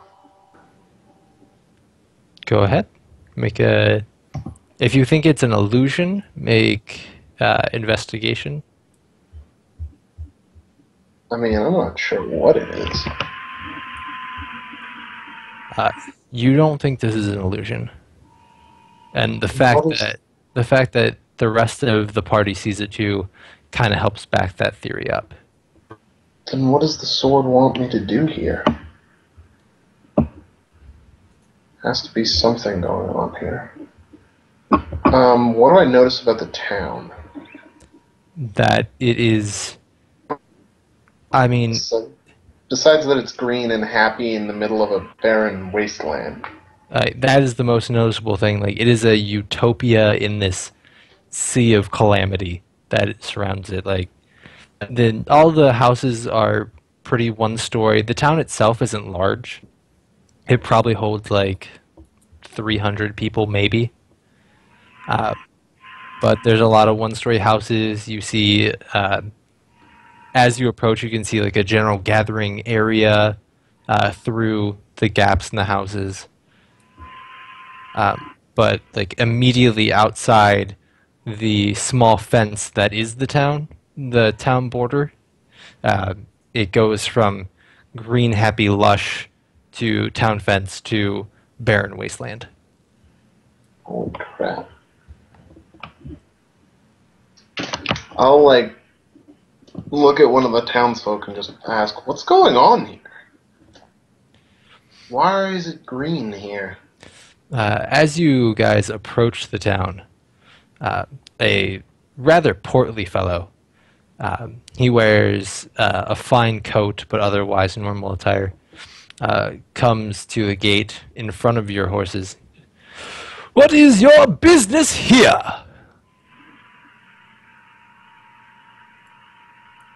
We'd heard that there was some dragons around. We're passing through here. We just wanted to check in and make sure you were okay. Oh, we're always okay. Everything here is always grand. But there are dragons around. There is no war in Bossing Say. Oh, sweet Jesus, please no. We're a small village. Dragons don't bother us. They seem to have bothered the land around you plenty well. Well, there's game out there. What, have you not seen the giant Jaggai? The giant who's it? They're raptor-looking creatures. They make a yodeling sound when they call each other, always traveling in large packs. Ah. Yes, Have we're some notes. acquainted. Do you think dragons just don't eat people? Of course they eat people. Then why haven't they eaten you? Maybe they will when the rest of the larger, easier game is gone. But right now, they'd have to deal with houses in the way. Guys, does Seems like anybody that'd be else fun for them. does anybody else have anything right now? No, there's definitely something off about this guy. He seems surprisingly confident for someone who's just like, oh, we're not dying today. I'm getting. I'm gonna try to insight this LFG-ish, guy. Like, Yeah, can I insight this guy to Sure. see what the hell's Yeah, going that- on? you know the LFG comic Yep. with Richard's village, and they're all undead, and they're pretending to be happy, like No. normal living people. That's the vibe I'm getting here. Yeah, that sounds pretty good. Okay, so 12, 20, and 9. Cortanus, you don't sense anything weird. It's perfectly Uh, fine. There is no okay. war in Bossing Say. Bocax, you're like, yeah, dragons though, right? But I guess it's fine. Icus, you're like, this is fucked up. Like, this dude, he's real confident, but I don't think he's confident for these reasons. What are you not telling me, little man? I am not little, I am the DM, and I can hold whatever I want from you. Yeah, yeah, yeah. That's not to you! That was in character! Yeah, but it's much funnier to take it out of character. Somebody's got a Napoleon complex. Who you call Pipsqueak? Why, travelers, I hold nothing from you. In fact, we just wanted to make sure you were friendly. Are you in need of anything? Would you like to stay? I would like to use Divine Sense right now. Uh, So that's fiends, undead, celestials, hallowed or unhallowed ground within 60 feet. Fiends, undead, celestials, hallowed, unhallowed ground.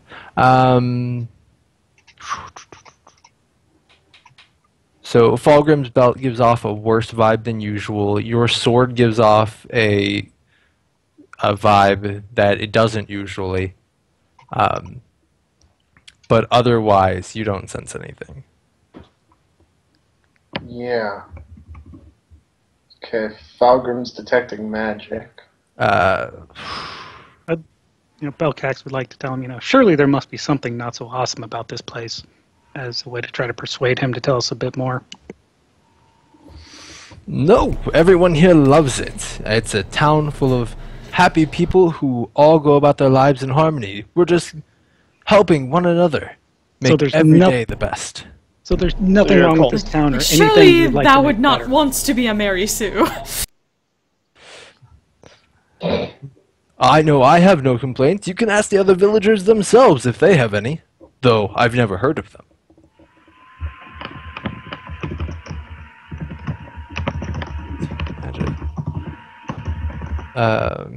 There's no... You don't sense any magic within 30 feet of you. Okay. Um, I'll be on the alert for that, though, so Yeah. assume it's up. 1 foot of stone, 1 inch of metal, a thin sheet of lead, or 3 feet of wood or dirt. Okay. so A very solid building, or anyone who deliberately tried to block it.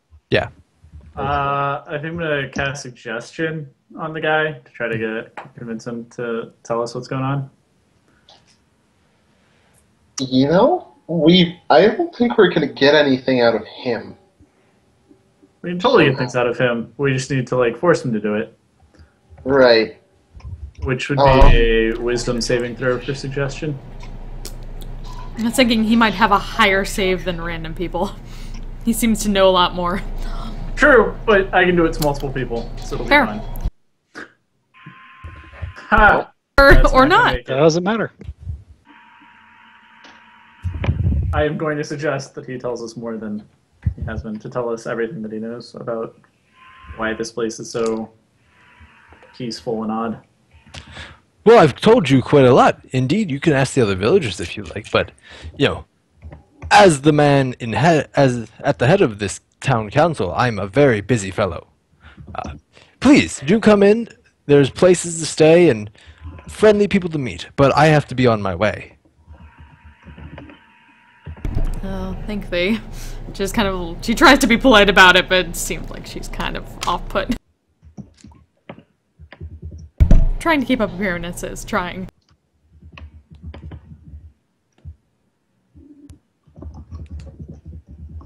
Did Falgrim detect anything magical?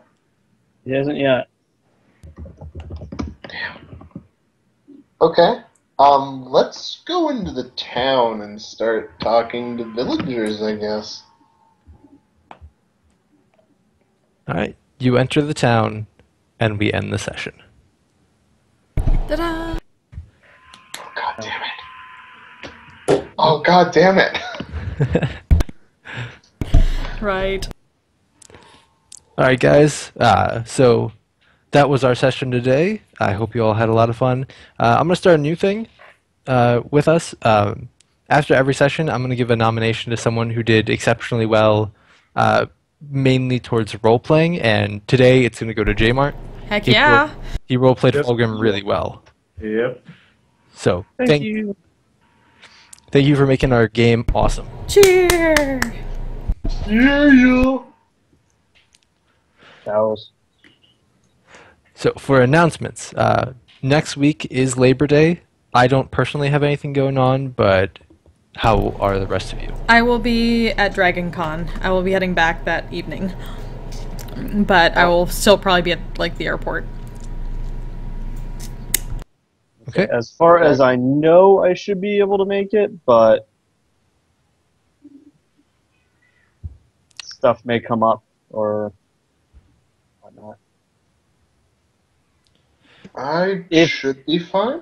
I have a couple weeks in between when work ends and classes start right now, so I have nothing to do until the 14th. I should be available by the evening.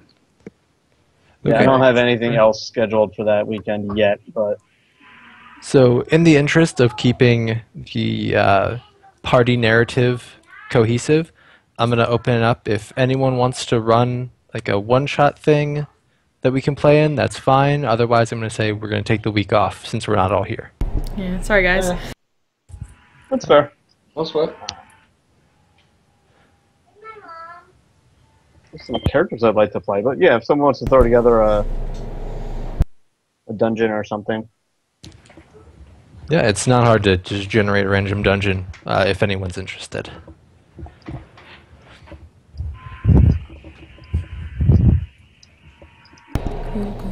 Or something else, I might be able. I'll probably throw something together, but All right. Let us know by Wednesday or Thursday if we have a game. yeah, it may even be fairly last minute because Don John can throw together a dungeon pretty damn quick. Indeed. Right. Really useful. So if you all have any backup character ideas or just want to roll something up randomly, probably not a bad thing to stick in a folder somewhere. Sounds like a good time. I'm sure I can come up with another pun name for a character. Stuff like that. All right, so that's all the announcements, unless you guys have anything. Oh, good. That was fun. Yeah, that was really fun. So They sing the brotherly love. for the very last section, we're going to do feedback on the current session, if you guys have any, and then reflections on past sessions, if you have any ideas or any thoughts about those that you didn't bring up at the time.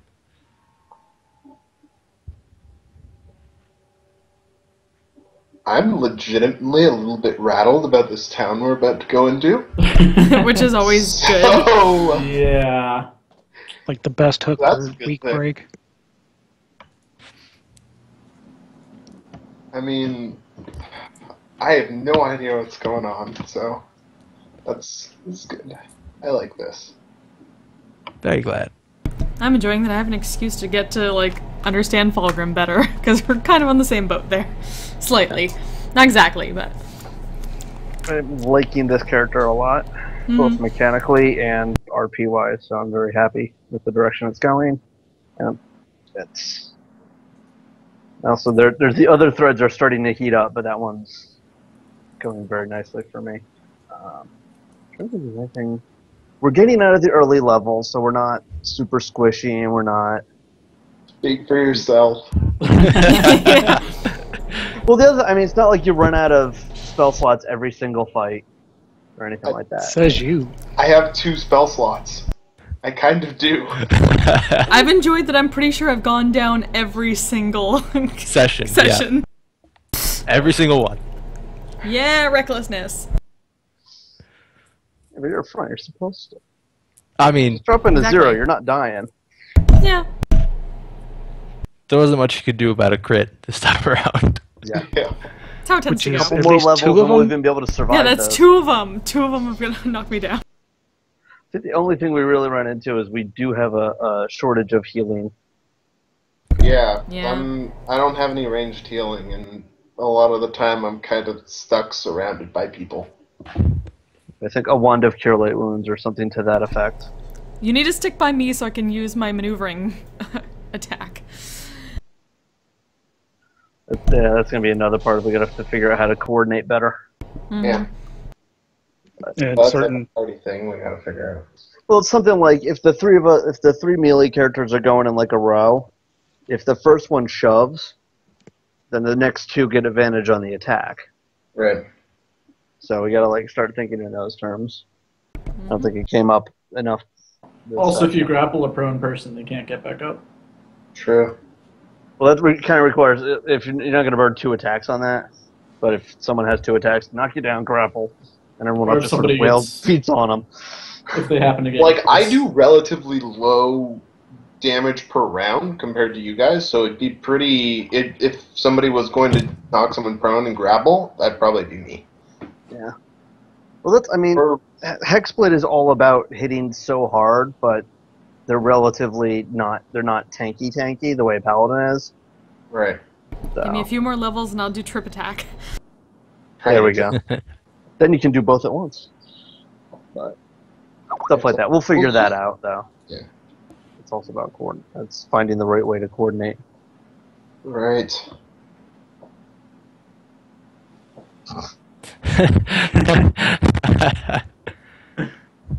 Possibly. Possibly. So, I thought this session was going to go differently than it did. I thought you guys were going to go and invest a lot more time at the gambling hall. Why? Because when I was making this session, that was the part that I was most excited about. I was like, man, if I was a player, I'd be gambling for like the entire session. I'd be like, get me a ticket at the racetrack. Let me take the roulettes for a spin. Deal me in blackjack. Like I don't care. Just give me all the gambling. I want to win so much money. You should have made it a Yeah, little but bit I more go like to the Golden I've been to Saucer. Atlantic City. It gets old fast. Yeah. The I mean, house if I is want the- to gamble, I can do that in real life. I mean, honestly, I got confused as hell by how the blackjack worked. But Yeah, I think if you By wanted to the do way, that, you it know would be you can better do to- decks, right? Yeah, that's what I was about to say. Oh no, I had no idea. I'm gonna draw 2 cards. I have a 3 and a 4. Wow. I really wish I knew about that. Yeah. No, I had spent time. and I can steal your cards. I spent time designing the game, so the reason you roll 2d12 is because there's 13 cards to a suit. So if you Right. land on 1, it's either king or ace, depending on your d4 roll. So you roll your d12, and that would tell you what each of your cards was. And then the d4 would be like, if you roll a 1, it might be an ace. Okay. For some reason I can't hide this thing. As far as craps go, that was straightforward. And then no one did the 3-pull roulette or the track, so we didn't even bother with those. So the goblin encounter that you guys faced was your experience table-wise hardest encounter that you were going to go up against, except for you guys demolished it. And Nice. the Jaggy encounter was like barely deadly. Like it was like on the threshold between hard and deadly, and for some reason you all almost died despite like wiping the floor with the other Pack people. tactics always win. Like they Yeah, always pack go tactic crazy. was- I was Always. going to ask also, did the main big one call or summon more because of taking a certain amount of damage? Yeah. That didn't help that I did that on my first turn. Yeah. Yeah. Well, it's Always yeah, pack that's- tactics, man. Yeah, That plus I mean, tactics it's is just lots super of little powerful. things are always going to be a bigger threat than a single large thing, just due And to that's action in- economy. But those Well, weren't that's little. in the calculations, though, because you multiply the experience chart. The I mean, experience it's in the calculations, but it's still in this case, true. it's yeah. It's not taken into the calculations enough, really. Because like what those I goblins think it's had with less pack than 10 tactics hit plus points numbers each. stack. Yeah. And those lizard things had like 25 plus. 30 to 40, depending on if they were green or blue. Yeah.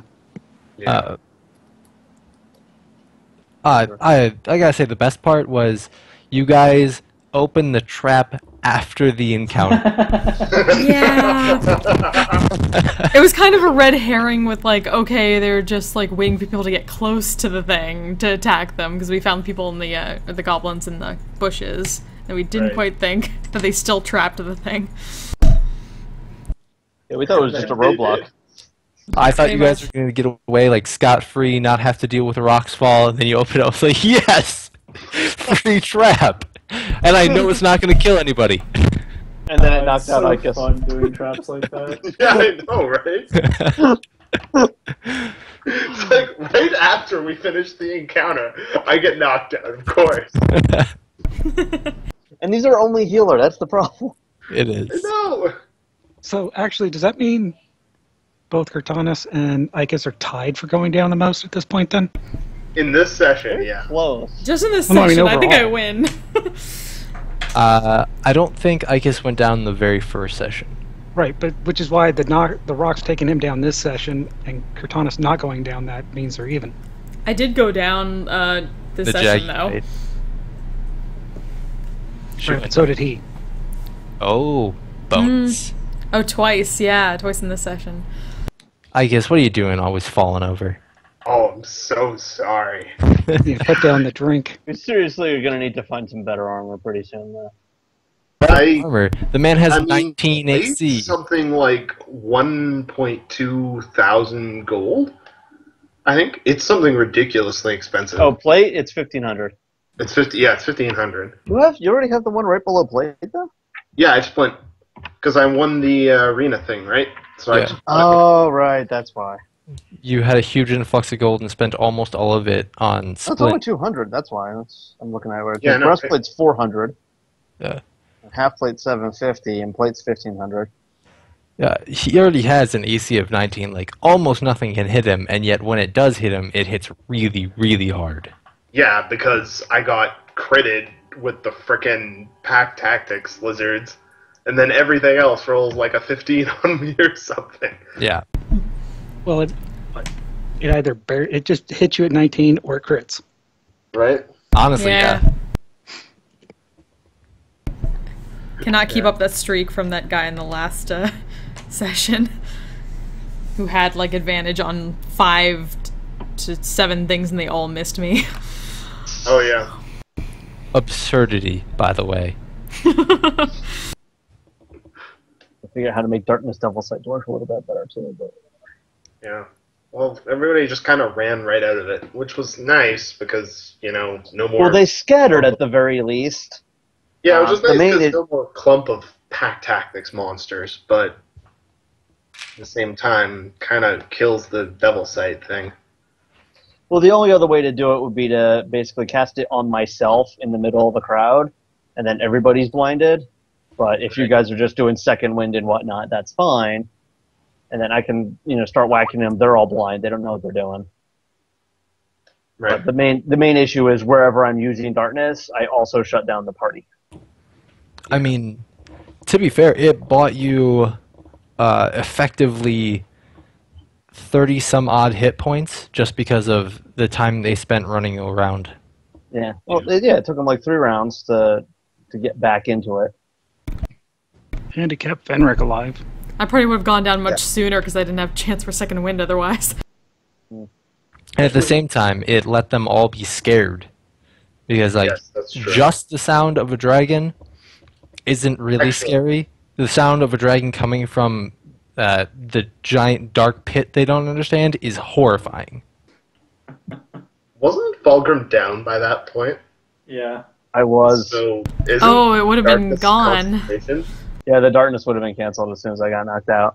Oh. Oh. But that happens, and then the dragon happens, and they're all scared, and then And then the demon just shows up and melts shit. Yeah. Yeah.